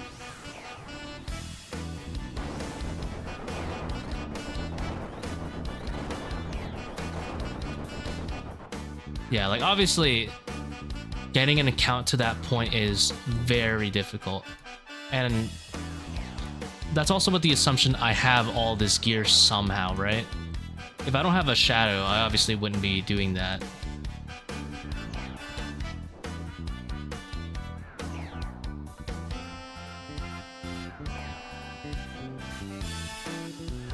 So it'd be bold to say if I had a hardcore, I would just be running 525s. I probably wouldn't make it that far, and then I probably wouldn't even have a shadow. That's a little unfair. Without a shadow, I'd probably be running like just 400s or something. Something hella chill. No! The 1 HP'er.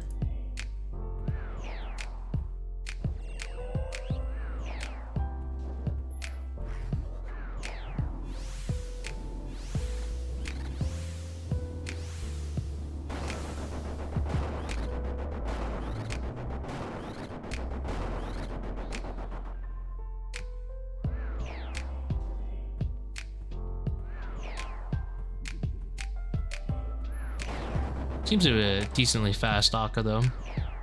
Oh, well, half decent.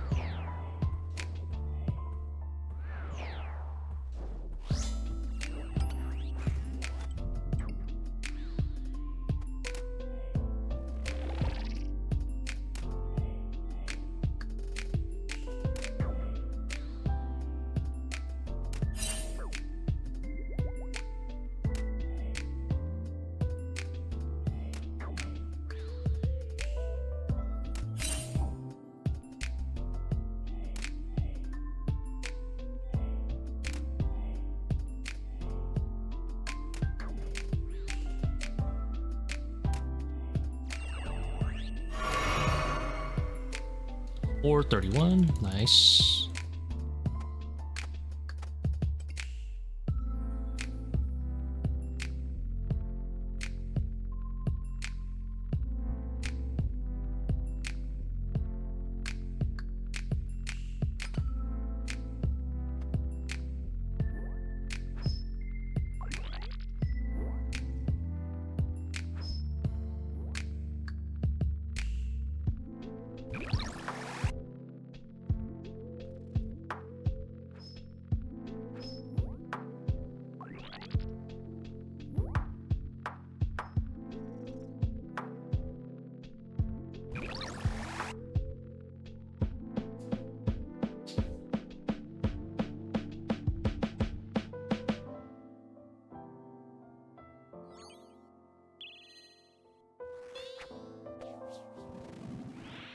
Oh shit, I didn't adrenaline for that. Oh.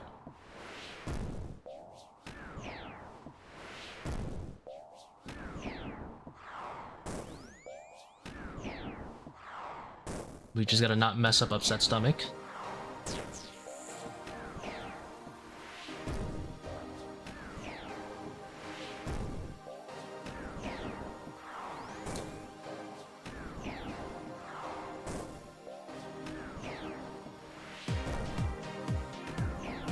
Noodling.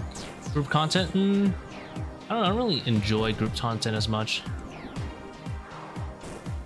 There's some things like that would change a lot. Like, I really wouldn't enjoy the monkey room on a team. The way they scale it. And the fact that like 5 to 1 is like a discouraged thing to do in teams also kind of bothers me. Are you kidding me right now?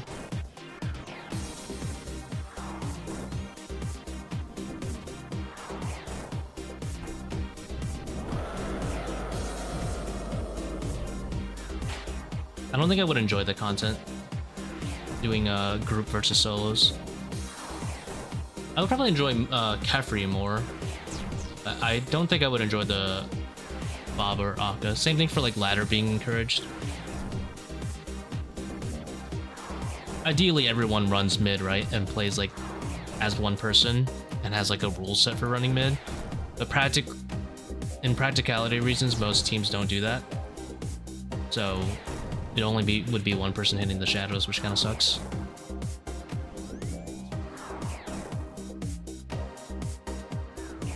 Oh, not even talking about time. I'm talking about like how the actual room plays out gameplay wise. Like 5-1 makes, for me, Baba is very fun if you do 5-1. But that's not really a thing you do in teams. It's probably worth it to do in duos, but probably not worth to do it in, you know, like quads.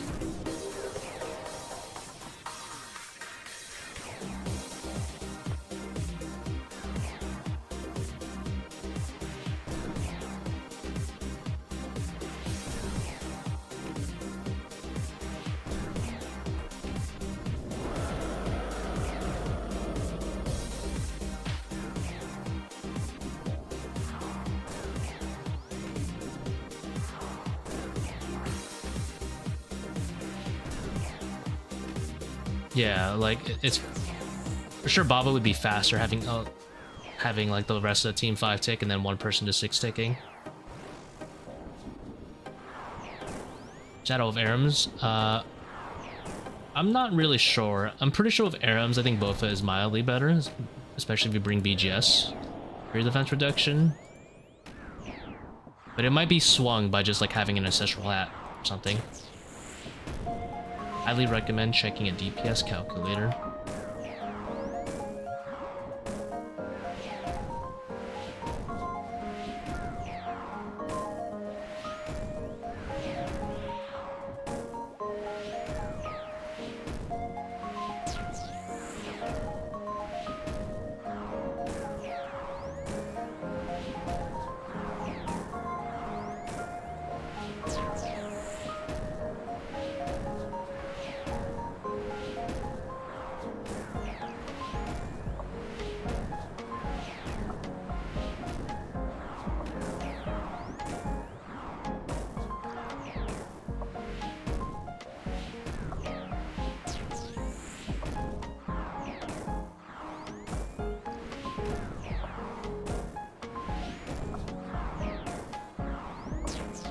Yeah, Zebak definitely takes a hot minute.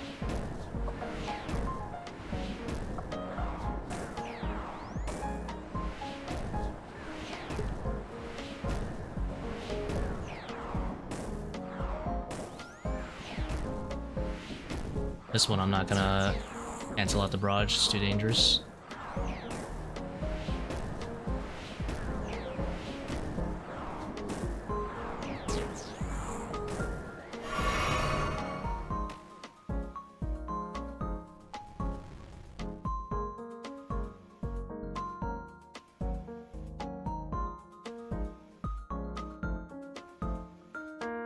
Thoughts on the magic balance?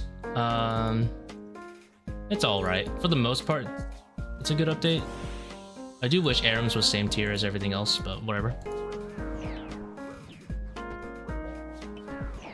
I am happy that Infinity, Dagon High, and what was the third set? I don't know, Infinity, Dagon High, and whatever are getting some love. There's another one with 1% damage, right? I wish Arams was just on the same tier.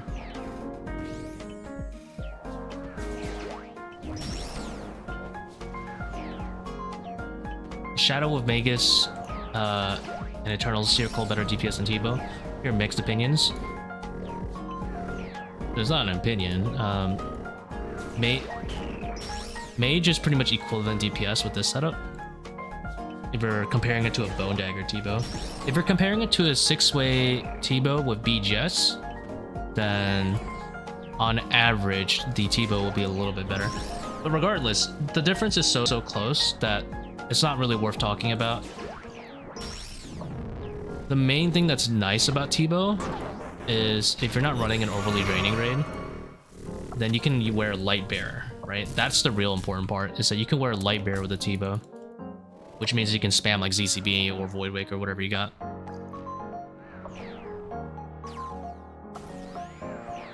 So that's the real upside of Tbow, is that you can wear Lightbearer. But for high invo solos where you're doing overly draining, like, it's such a small difference that it's never worth your slots.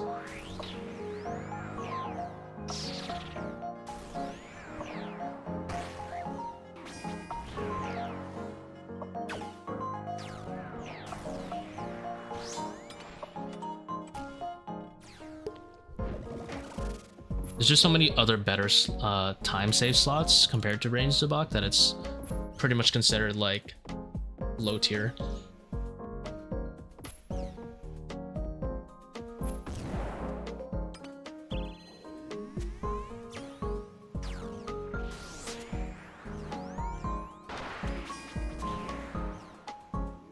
For example, per slot, right now the unbuffed Eternals save roughly about 10 seconds per raid. On average. Doesn't always happen, of course. That's better than any range switch, because the range switch, you basically consider it to be like about a 6-second time save for like 2 slots. That's not really worth it.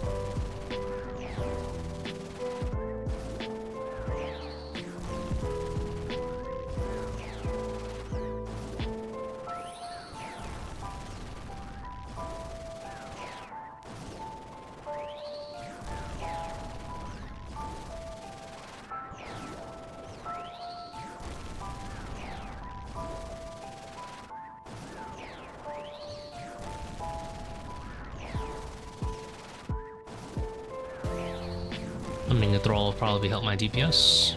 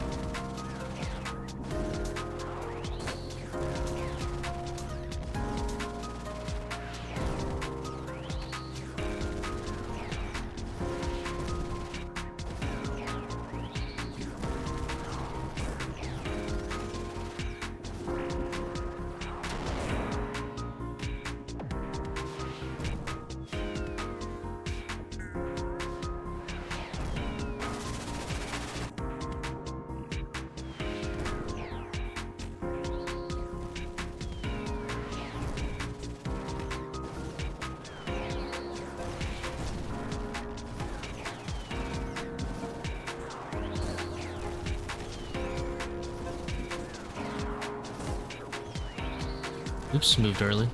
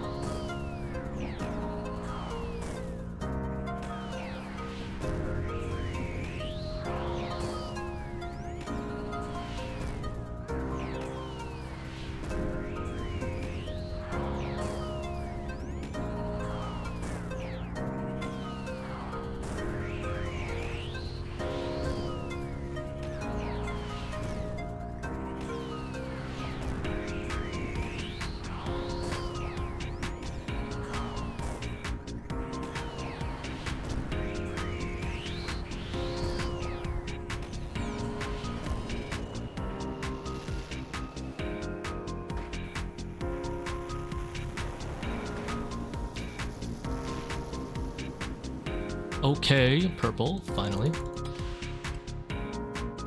In a bit. Actually, I don't think we're even dry.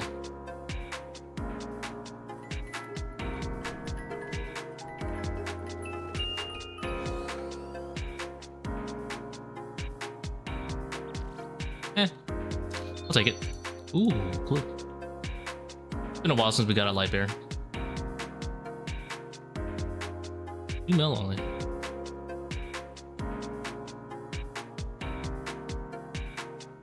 Rich get richer. True.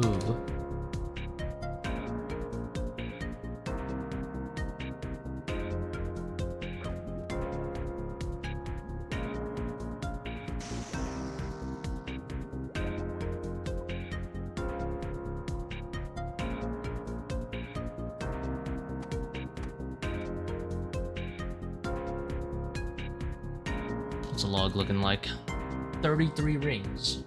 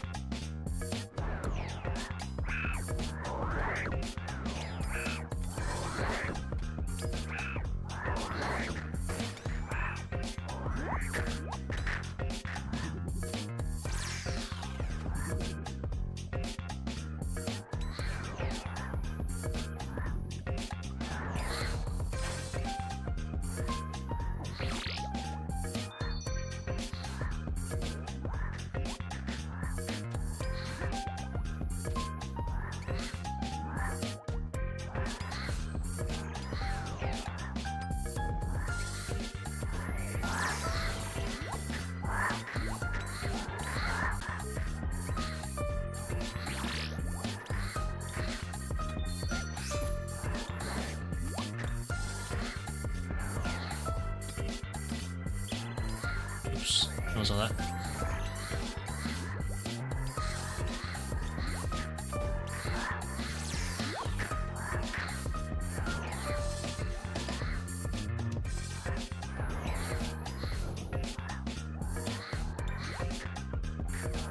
Oh, that's depressing. That volatile blew up a tick earlier.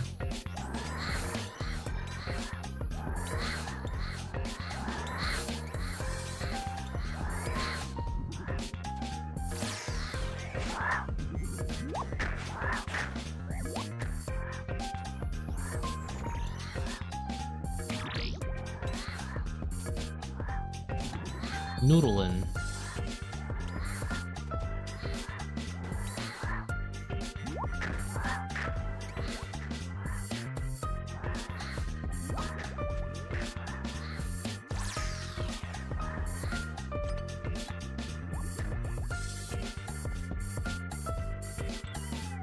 Ooh, that's slow. How's it going? Mr. Darth? Saki? Do a little trolling on the monkey room.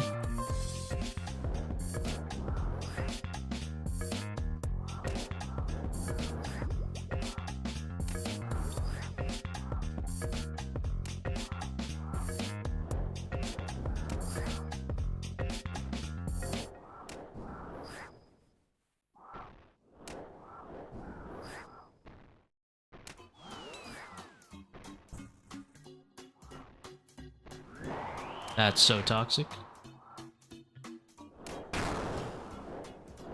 I don't know what part of the cycle I'm in. I'm gonna do this. Nope, was wrong.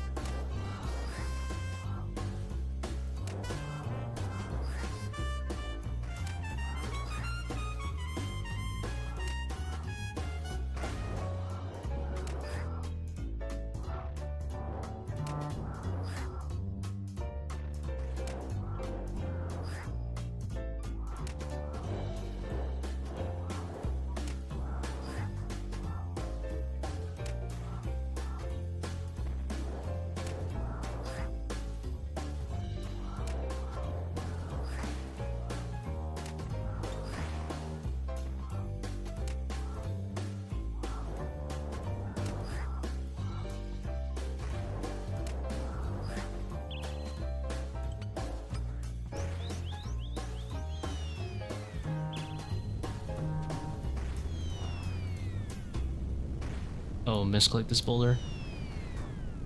Sucks.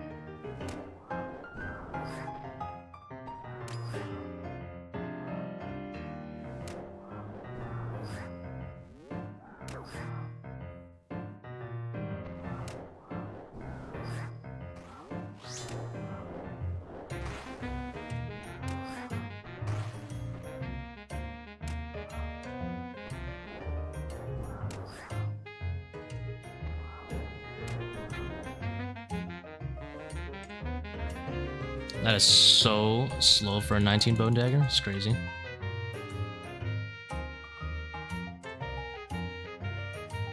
Charity stuff, you mean like learner raids? Yeah, that's horrible.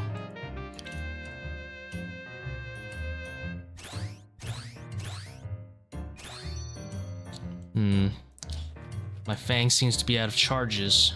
I don't know.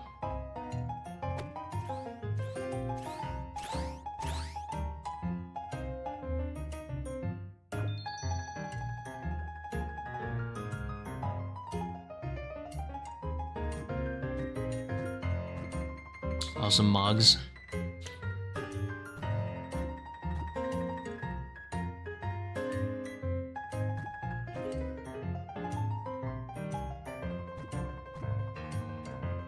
Let's wait.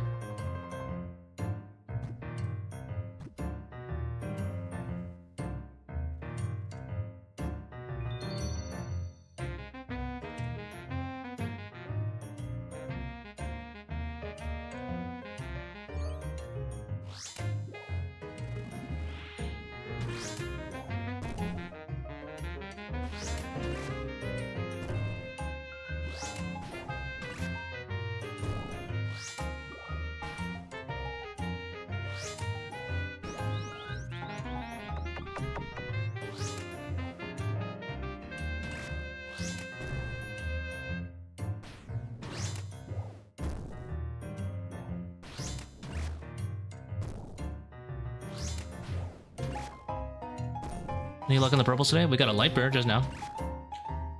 So not amazing luck, but we got something.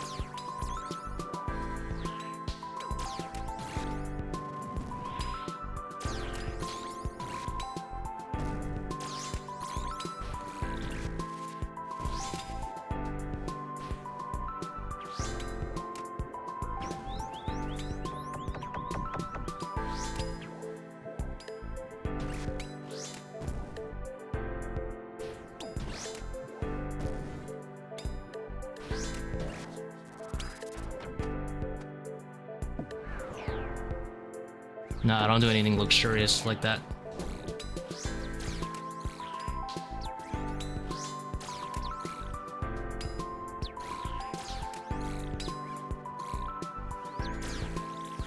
All right.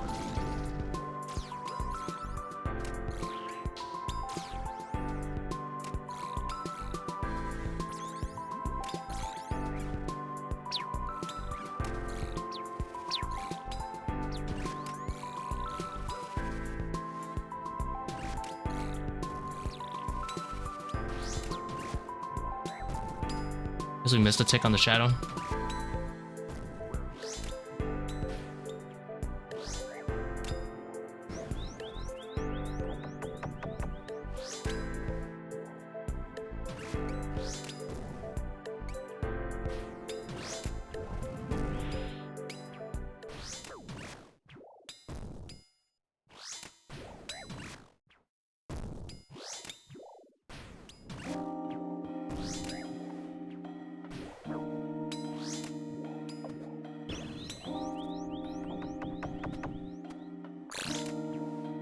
You're doing ToA while watching ToA? It's nuts.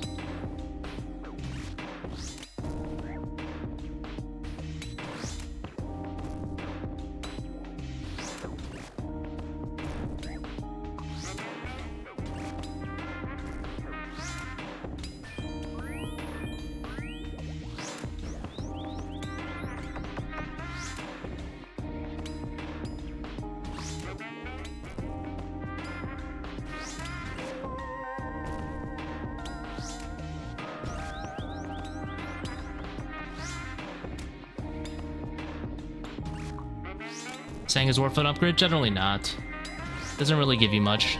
Better to spend the money either on upgrading the actual mage armor, or on like Void Waker, or just saving it.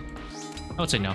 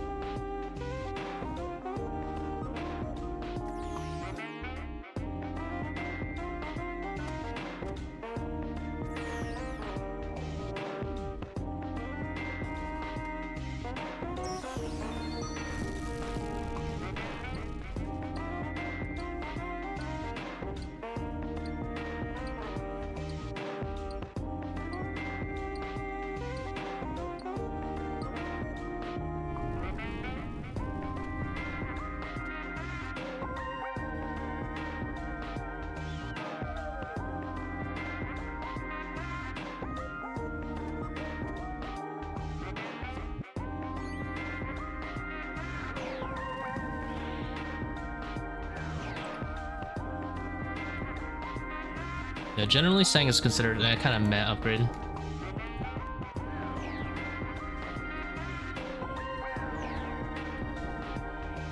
I wouldn't buy a fortified ward personally, just because like that money's better spent toward a shadow, saving toward it. Definitely look into buying some other pieces like Virtus if you don't have Ancestral.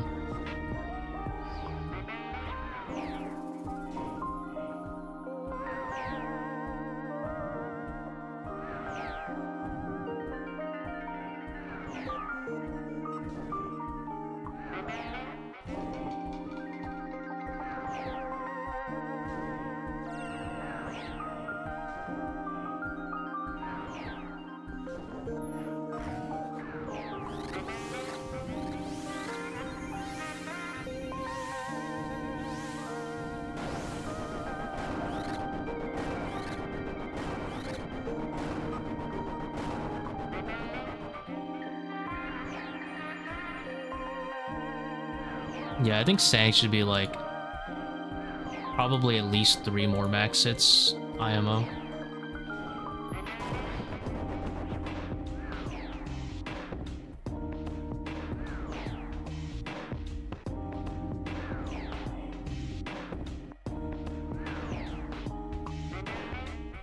And the healing's perfectly fine where it is.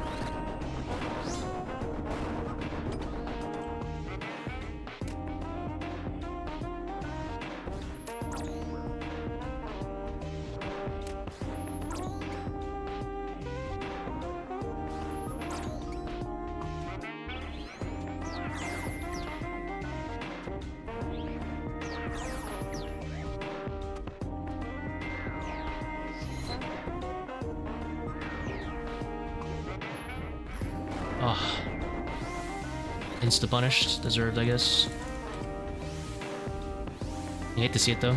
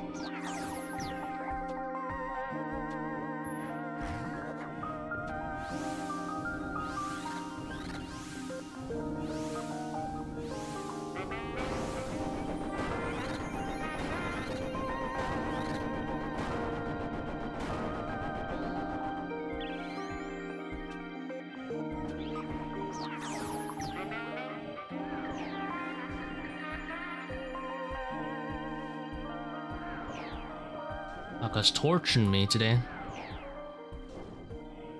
Made me spend a hot minute here.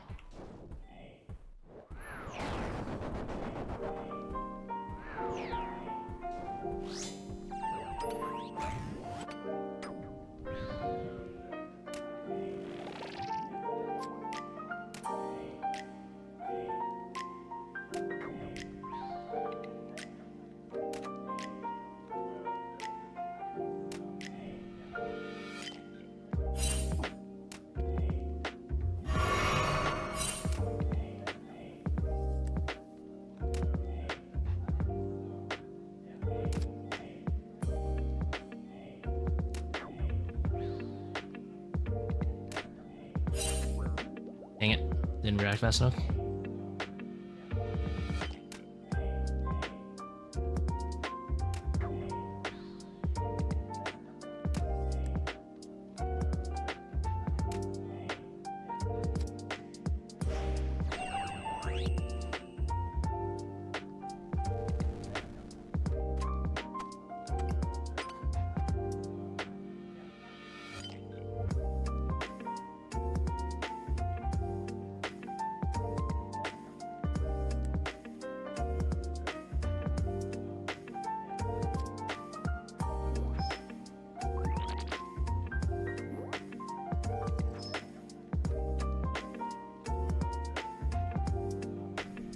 Whoa!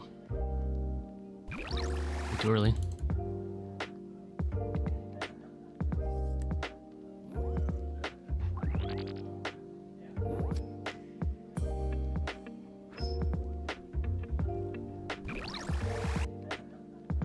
Restore looking scarce. Now we'll be fine. We'll be alright.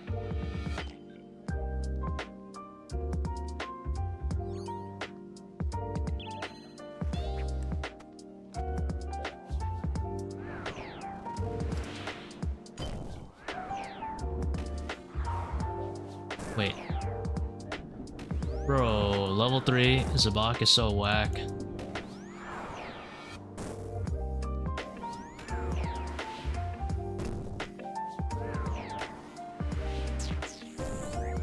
How like slow it is. I'm so not used to it. It's like, you know what this feels like? It feels like turning off feeling special. It's so hard to feel like a level 3.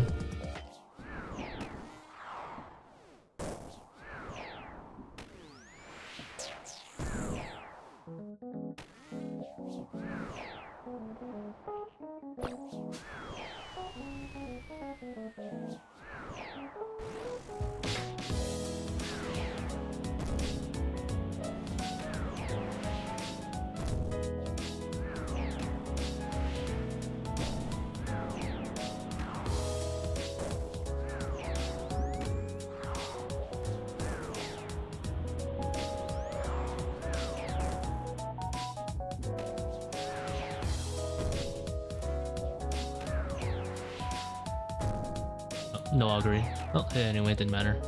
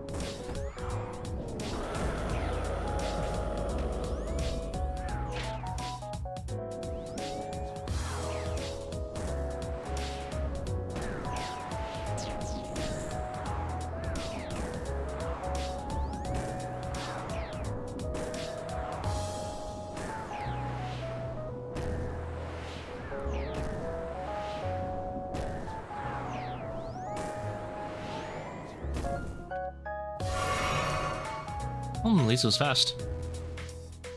Can't complain about that.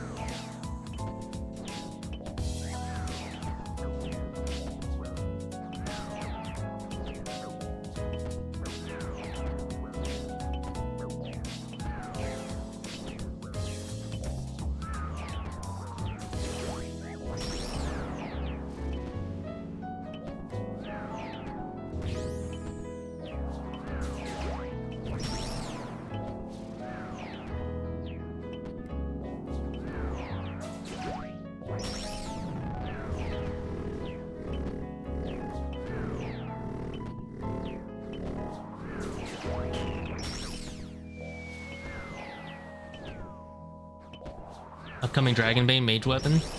I mean, it'll be decent for Ulm, I guess.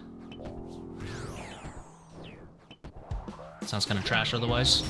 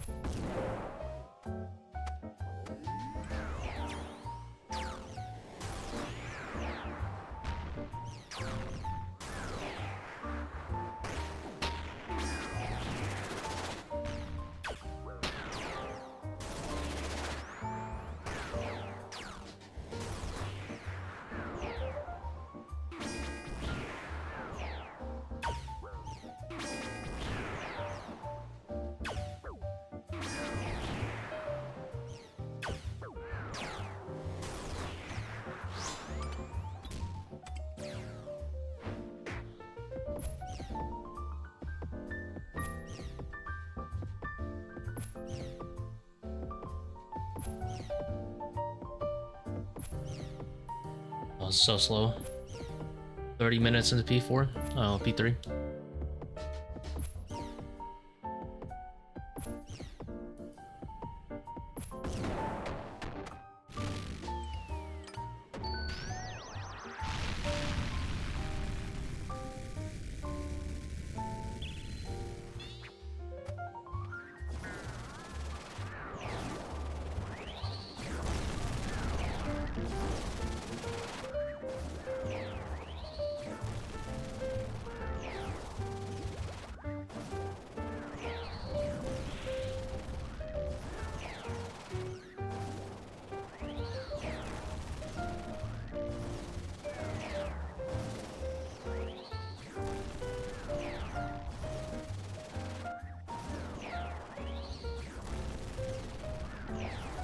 Like cast Mark of Darkness before I Undead Grasp. I wonder if that increases the max hit by a nice chunk.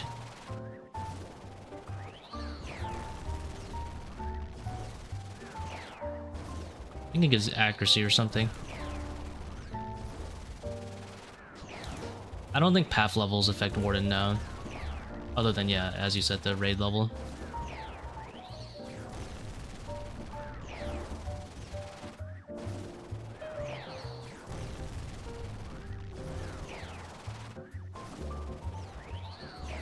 But I use a Seercull to lower the magic level of monsters. Holy splash zone.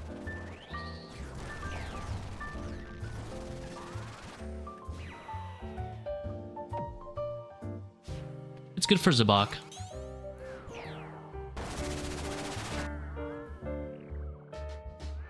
Like, Mage Zebak is comparable to range Zebak if you use a Seercull. And then you get to save all the slots, of course. And go power life, most importantly. You can drop to 123 magic and lose pretty much no DPS. Whereas ranged, you can't even drop to 124. Or it becomes worse than Mage. Yeah, like these ghosts, this Zebak could hit a little bit faster if he was level 4, for example. And the Baba Boulder comes down a little bit faster.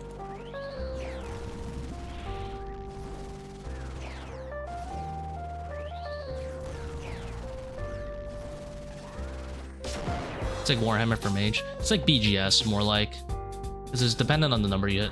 Oh, a little bit of lag there. Crazy. So if I hit a 1, it's just gonna drain 1 magic. Or I guess it's most akin to Bone Dagger.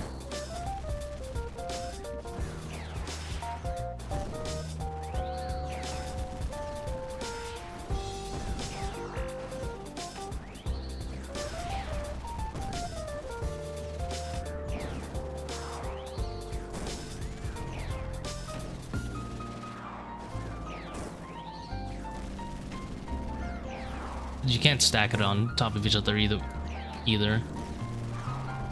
Like, if you could have 10 people stack Seerculls, it would be so broken. Every raid, no matter like what, would basically be everyone stacking Seercull. Over Curse Scepter, yeah, Curse Scepter's trash these days. Back in the day, it used to be pretty broken, because it rolled off 0 invocation. Now it actually checks. So for 540, you'll have like 35% or less accuracy at Zebak. Pretty bad. Seercull's always 100% hit no matter what. How much of a time save is Cull on P3? It's pretty sad. Very little. If you hit the average 13, you save 1.5 seconds.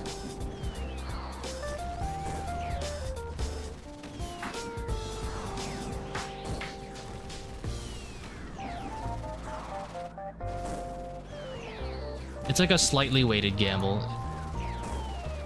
If you have Void Awake or ZCB, it's much better to use those. You would only ever use it on a 540.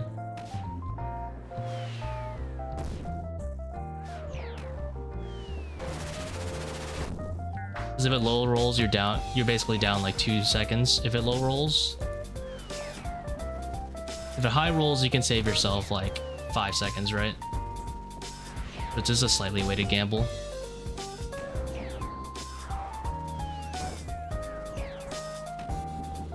53 purples, no staff. Oh, unlucky. That's on the chapstick.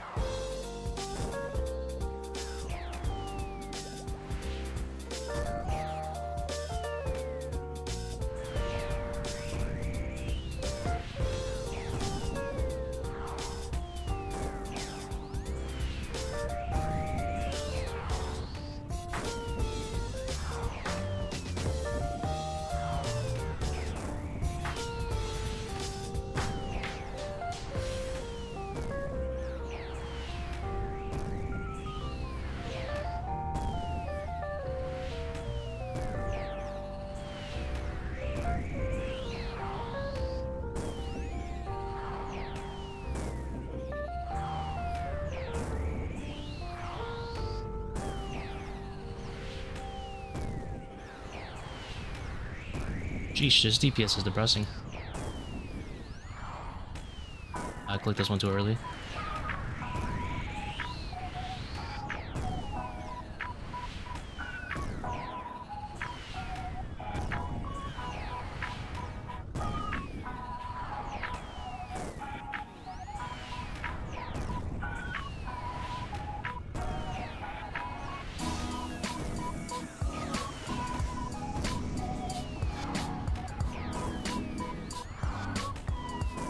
I fear you're bad. Oh, it's doomed.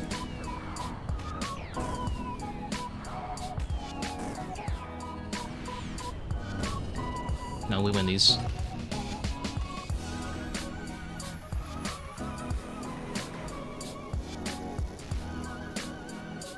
No, purple. It's over.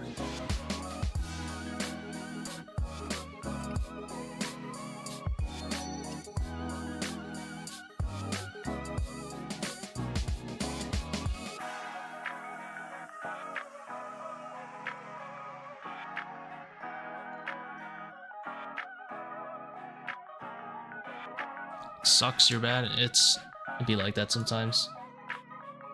Quit? Bro, you can't leave us. Can we 515 duo? I don't really do team raids, brother. I ain't ladder running. Also, I don't think I would even enjoy it. I like me solos.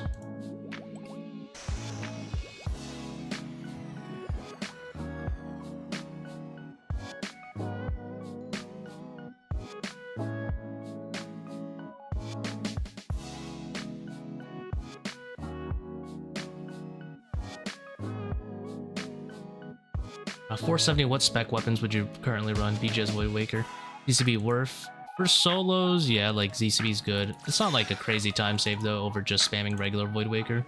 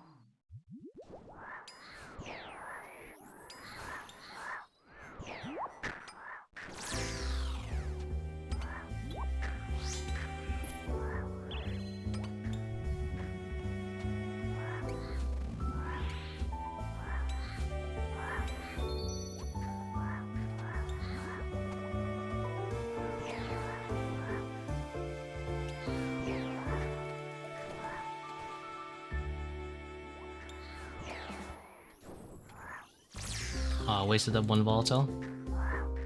Could have been pretty correct.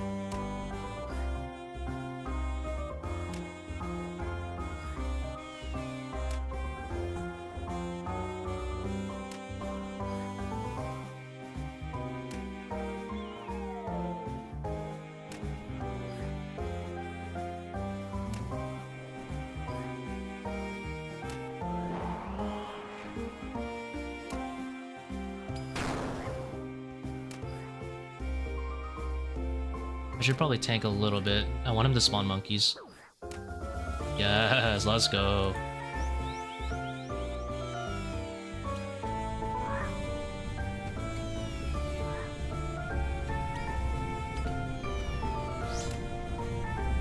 And now they're gone.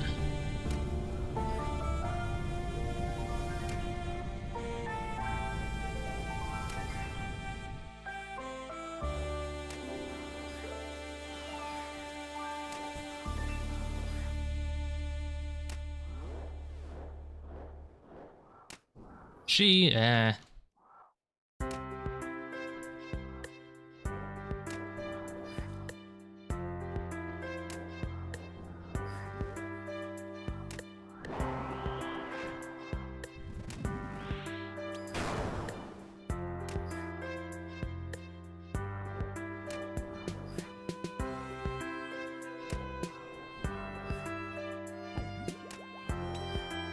Can we really be sure? I mean, my salve doesn't work and she's undead. Can I really be sure?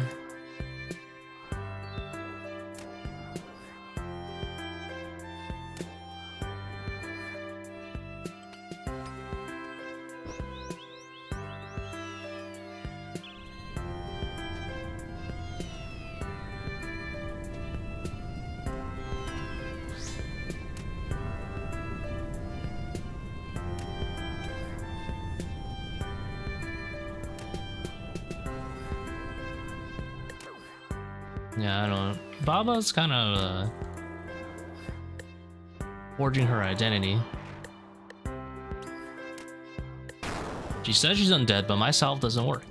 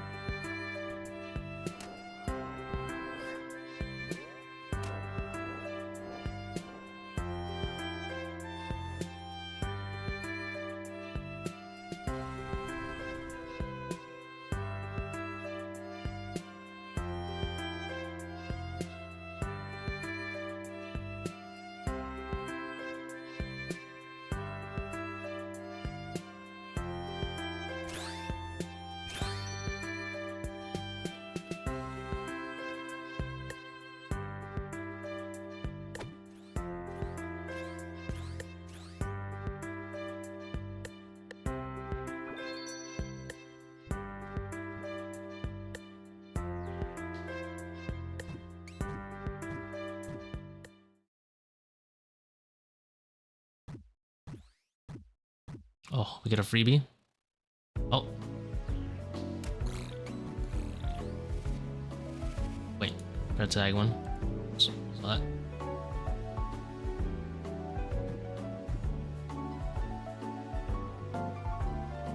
Can't have that scarab disrespect move, no what the?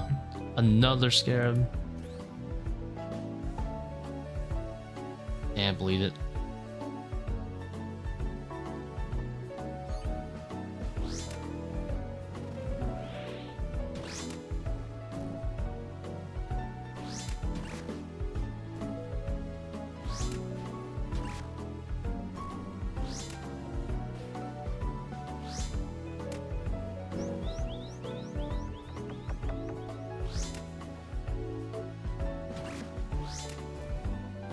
Today's guide is how to save your wrist health. Right-click Kephri when you're about to be bounced. Flicker after you hit the wall.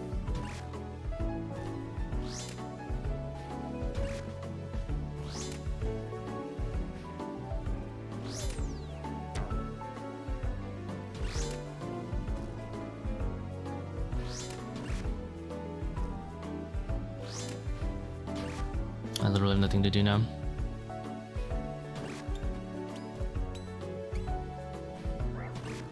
We await.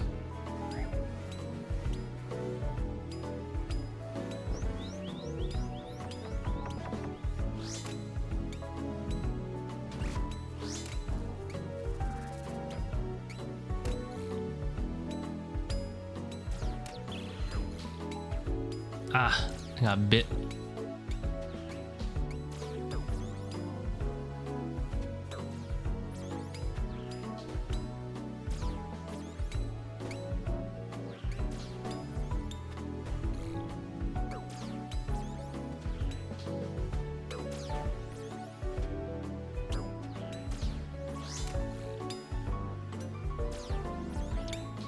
Probably let 2 swarms in, but brain exploded.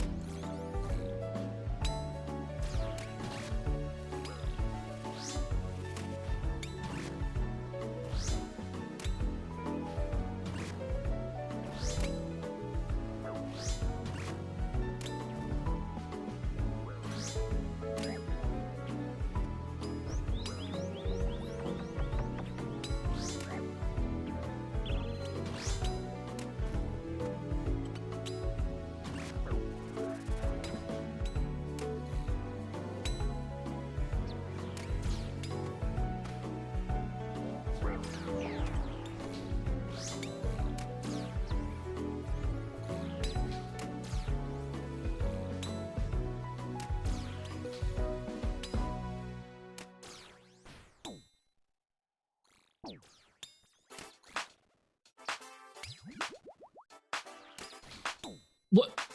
I clicked a random swarm? Oh.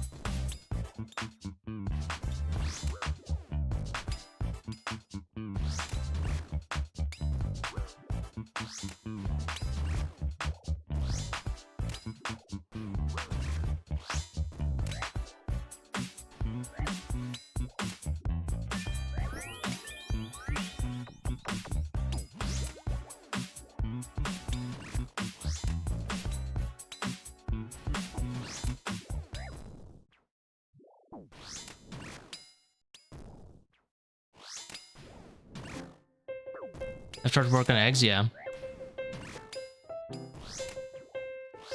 Coliseum to a 500? I'd say Coliseum's a bit harder. Completely different skill set though.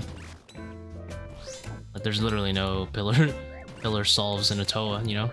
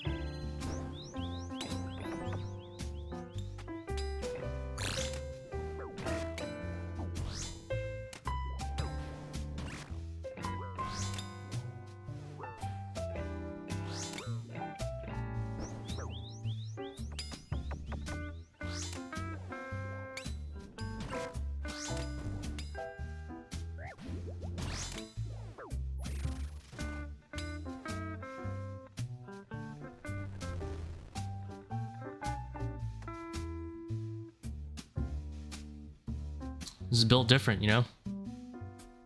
No higher than 400. Doesn't call them. This is built different.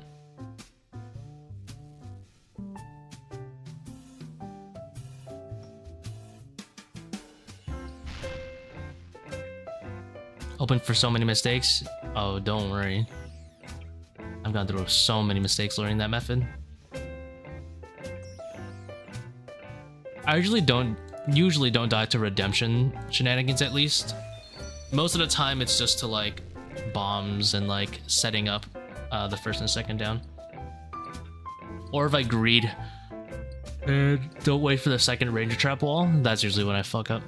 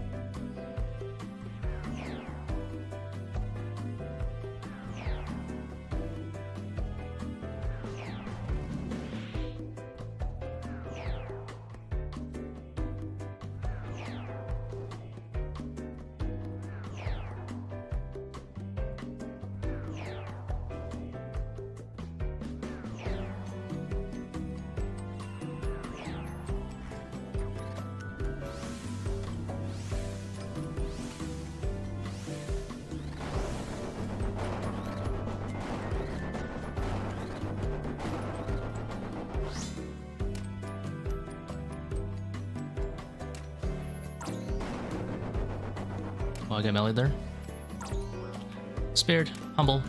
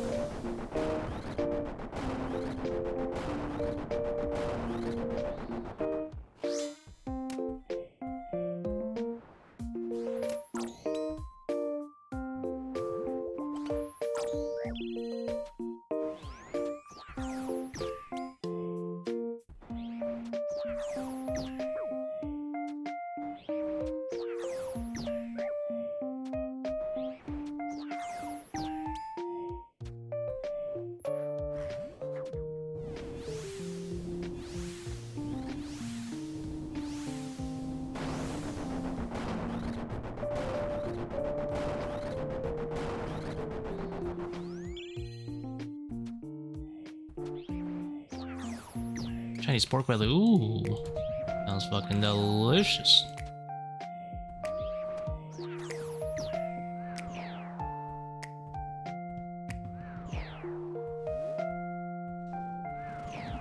Don't hit me. I'm sterile. Don't touch me. There you go. And I'm hungry now.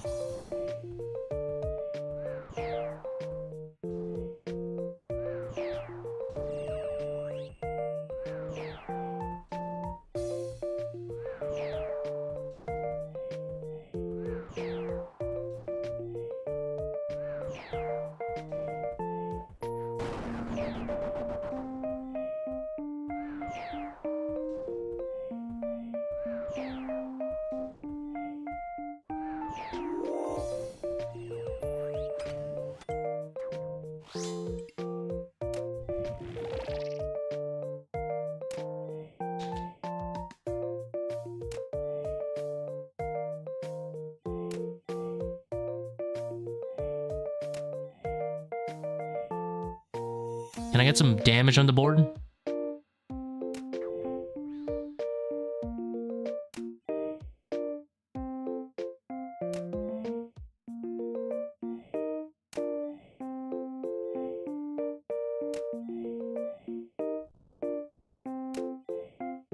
Excuse me? Huh? Hit. I demand damage. Let's go.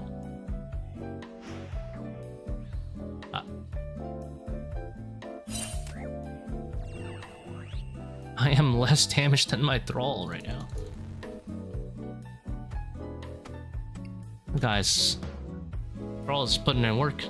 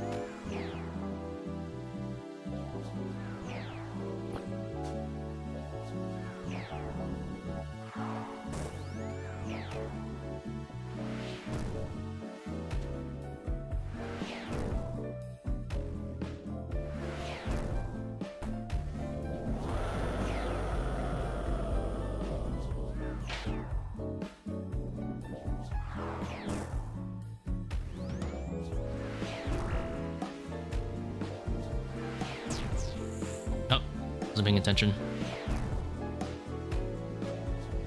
Gave me the suck.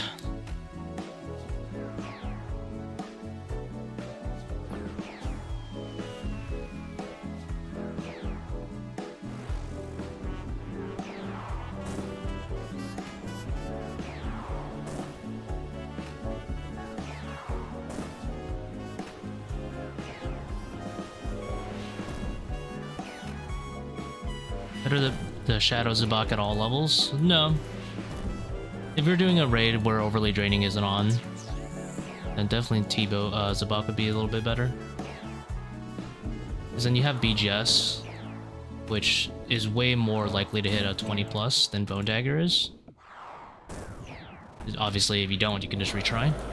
And also, you can camp Lightbearer with Tbow, which allows you to spam ZCB and Tbow more. Sorry, ZCB and or Voidwaker more often. Shadow Zebak would still be decent, don't get me wrong, you're just losing a little bit of DPS when you can't spec. But definitely loses value compared to Tbow. in those other slightly lower raids.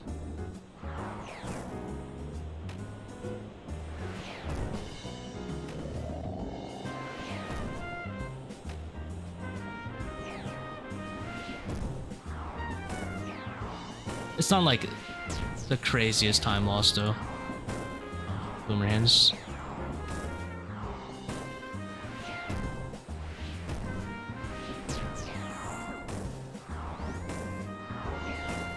Why are you using the prayer that extends pots? Because my salt ran out. Trying to keep the salt going.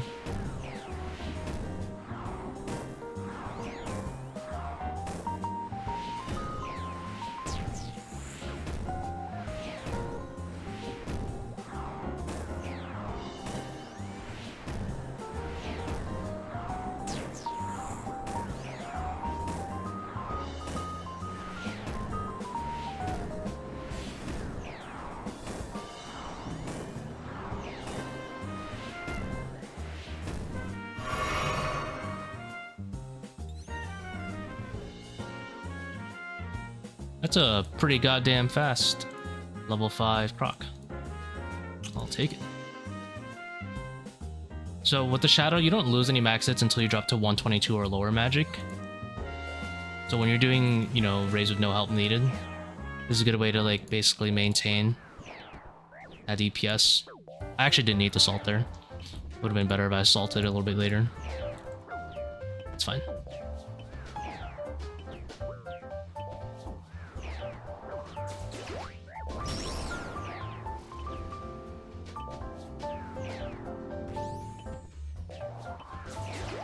Not sure if / when that is the case for Bofa, so you can apply that principle to any weapon though. Like for example, if your max hit with Bofa is 51 at 125 and it drops to 50 at 124, then you probably don't want to do that. But if it's still 51, then you can always like preserve and then only resalt when it drops to like a lower max hit threshold.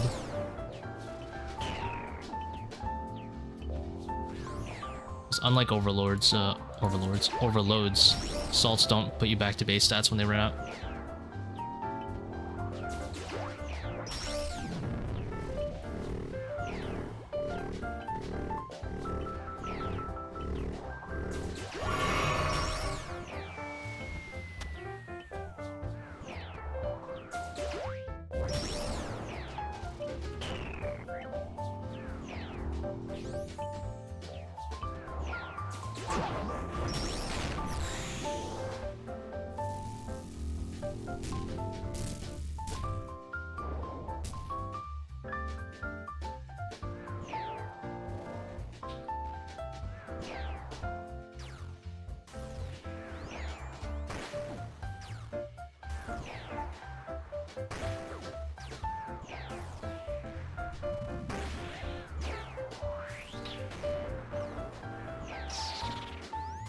So you ever plank or are you invincible? Oh, don't worry, we plank all the time. I think we're doing pretty good though.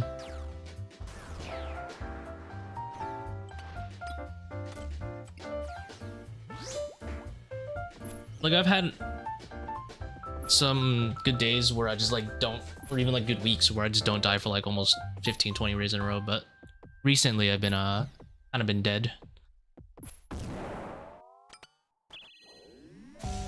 So I've been playing a little bit riskier. But when I'm focused up on it, I'm pretty good at staying alive.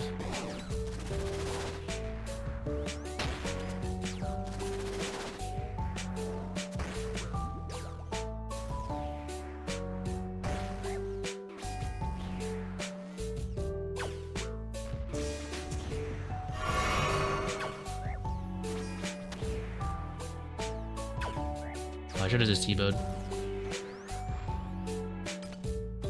don't know why I thought that was gonna be like 435 health.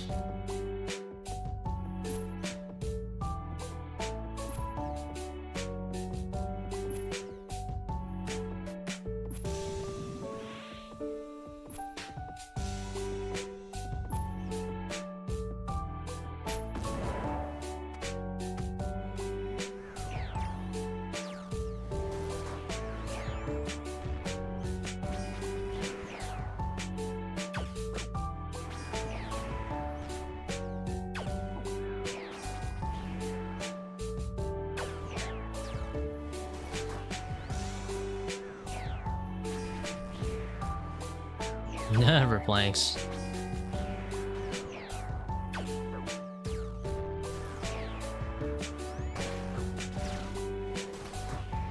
Oh, try to sneaky that one in.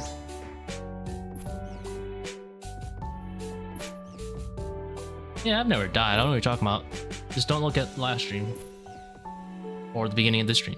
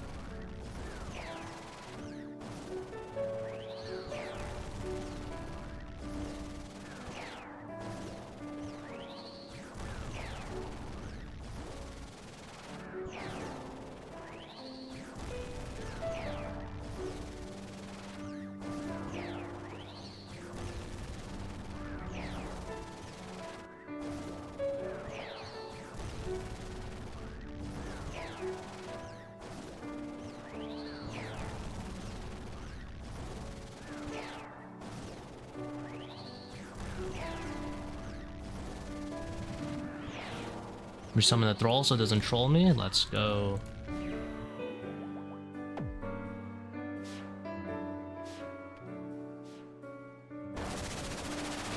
Do you not have all the CAs done for ToA? I do not. I cannot be asked.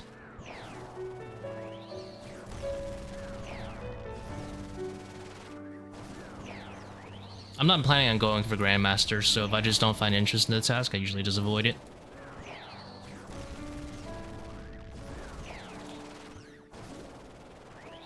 Like, I've taken into account how much time would it take for me to get these points, and then I was like, longer than I would like, so let's go ahead and not do it.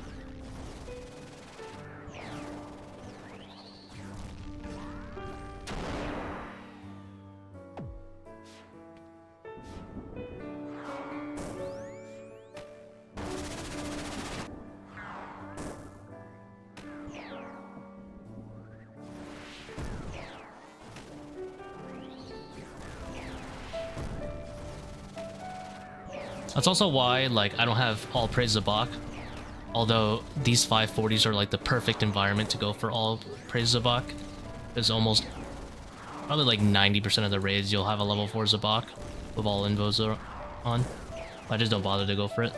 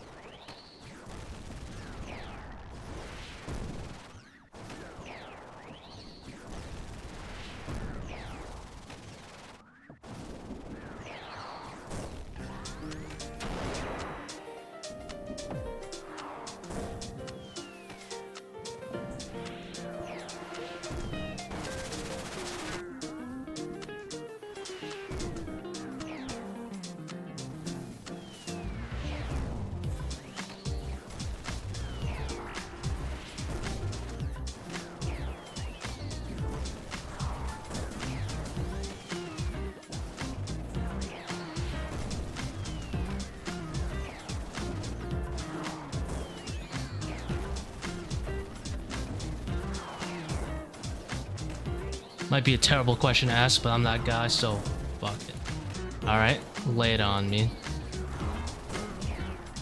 Most peeps say ToA is the worst raid. Agree or no? No. For me, I think Chambers is the worst one. I think ToA has the worst final boss. Like, by a mile, Wardens is not as interesting as either Ulm or Verzik.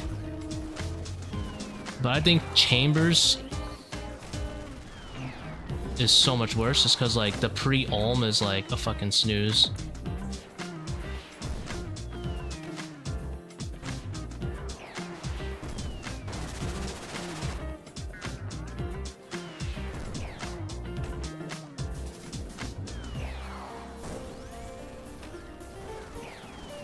People love to shit on Baba's melee chip damage, but holy shit.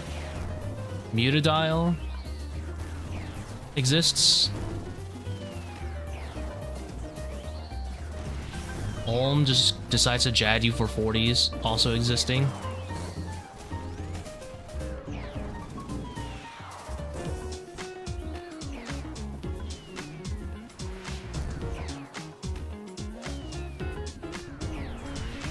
I like Crabs. I think Crab's puzzle is good, and then I think the rest of the raid is sleep.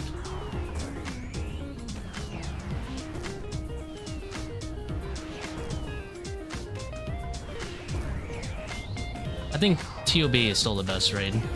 IMO.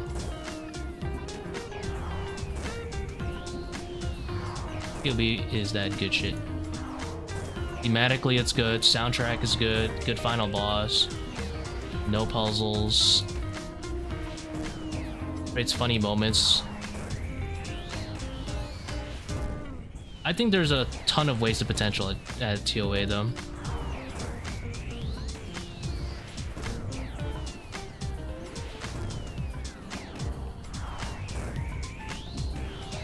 And don't get me wrong, I will not disagree that I think ToA has wasted potential.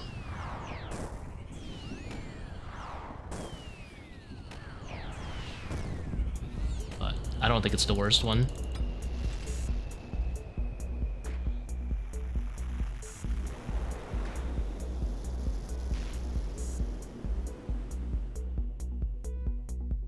I've always seen it as like people who don't really like ToA solos. To be frank, they weren't even good at it to begin with. So they don't really they haven't like mastered it to the point where they can justifiably say they're like good at it, you know, and then shit on it. Because I mean, it's obvious that people haven't learned how to do Baba and Kephri properly, and they were already shitting on the raid before actually learning it. Like, yeah, it's got a lot of like visual clarity, so you think you know the raid before you actually do it, but there's a lot of things to work on for those two rooms to begin with. I think Monkey Room is very high skill ceiling as well, like the current iteration of Monkey Room. I will probably disagree once they make the changes, but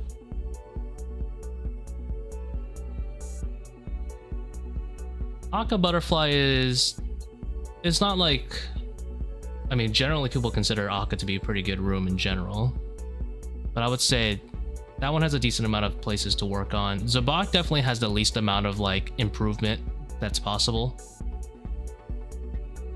Like for sure Zebak doesn't really have much room to improve as a player other than like some small stuff, like for example high invo solos. You'd rather play Mage to block blood barrages than tank the ranges.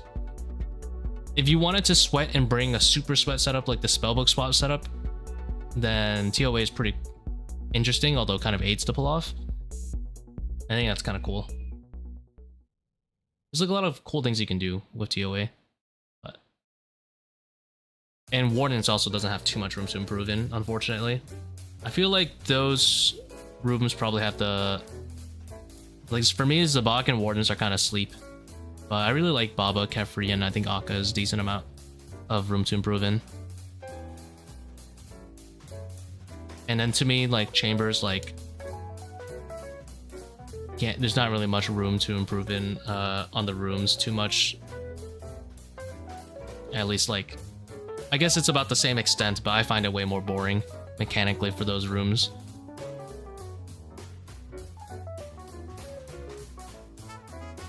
Let's say I BGS over the max reduction. I'm pretty sure it'll just go to the floor. So if you drain it to 80, I'm pretty sure it'll just regen. If you hit like a 50, for example, I'm pretty sure next time it regens will just be 81.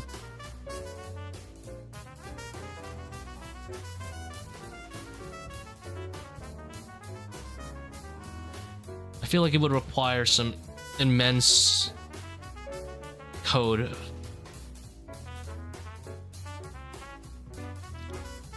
Yeah, true, I guess in teams, Warden's is a little bit more interesting. Especially because watching the shitfest that is like last row in teams is funny as fuck in like 600s. Then solos, yeah, there's not much to work on. I mean, I have a lot of suggestions for how they can make Wardens better. Like, the windmill shouldn't... The windmill, in my opinion, should never be, like, a static pattern like it is now, where you can just use tile markers. I think windmill should have, like, Zulrah configurations or rotations where it could, like, run in a certain way. Or it could even... You could even have an invocation... Maybe not an invocation, but if you turned on, like, overclocked, it could, like, fake you out. Or just gives you less room to work with in general for the windmill. Because right now they have, like, a dangerous area for the windmill that makes sense. Like, let's pretend the windmill's coming and it's like, this is the dangerous area. They can make it so you only have, like, a very small safe area, and then everything else is windmill. And it's, like, rotations.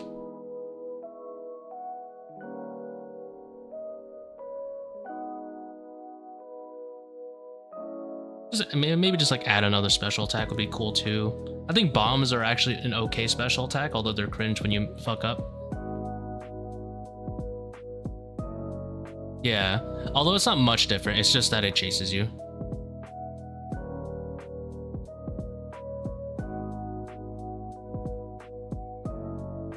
Like, I think skulls is the bombs are a good special. I think the thing that little, like, the diagonal attack that, like, crawls towards you is so boring. I mean, also because you can safe spot it, which I think is cringe. I do it all the time, of course, I'm not gonna complain, but I think it's boring. I think they could make it a little bit cooler. It could be more, like, different. It doesn't have to radiate from Obelisk, I guess. But it's okay.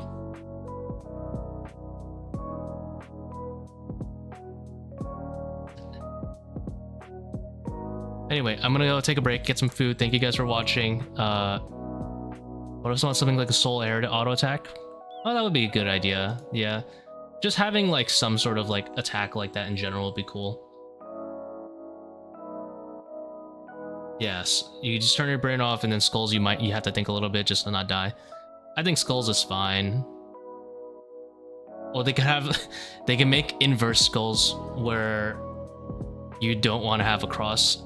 But that would only work if they actually made skulls different, like, from the regular mage attack. If they made, like, a blue skull and then the dangerous area was the cross, and then the red skull was, you know, the safe spot with the cross, that would be a good idea. Like a reverse version of it. You had, like, I don't know, some crazy invos on or something. Good night.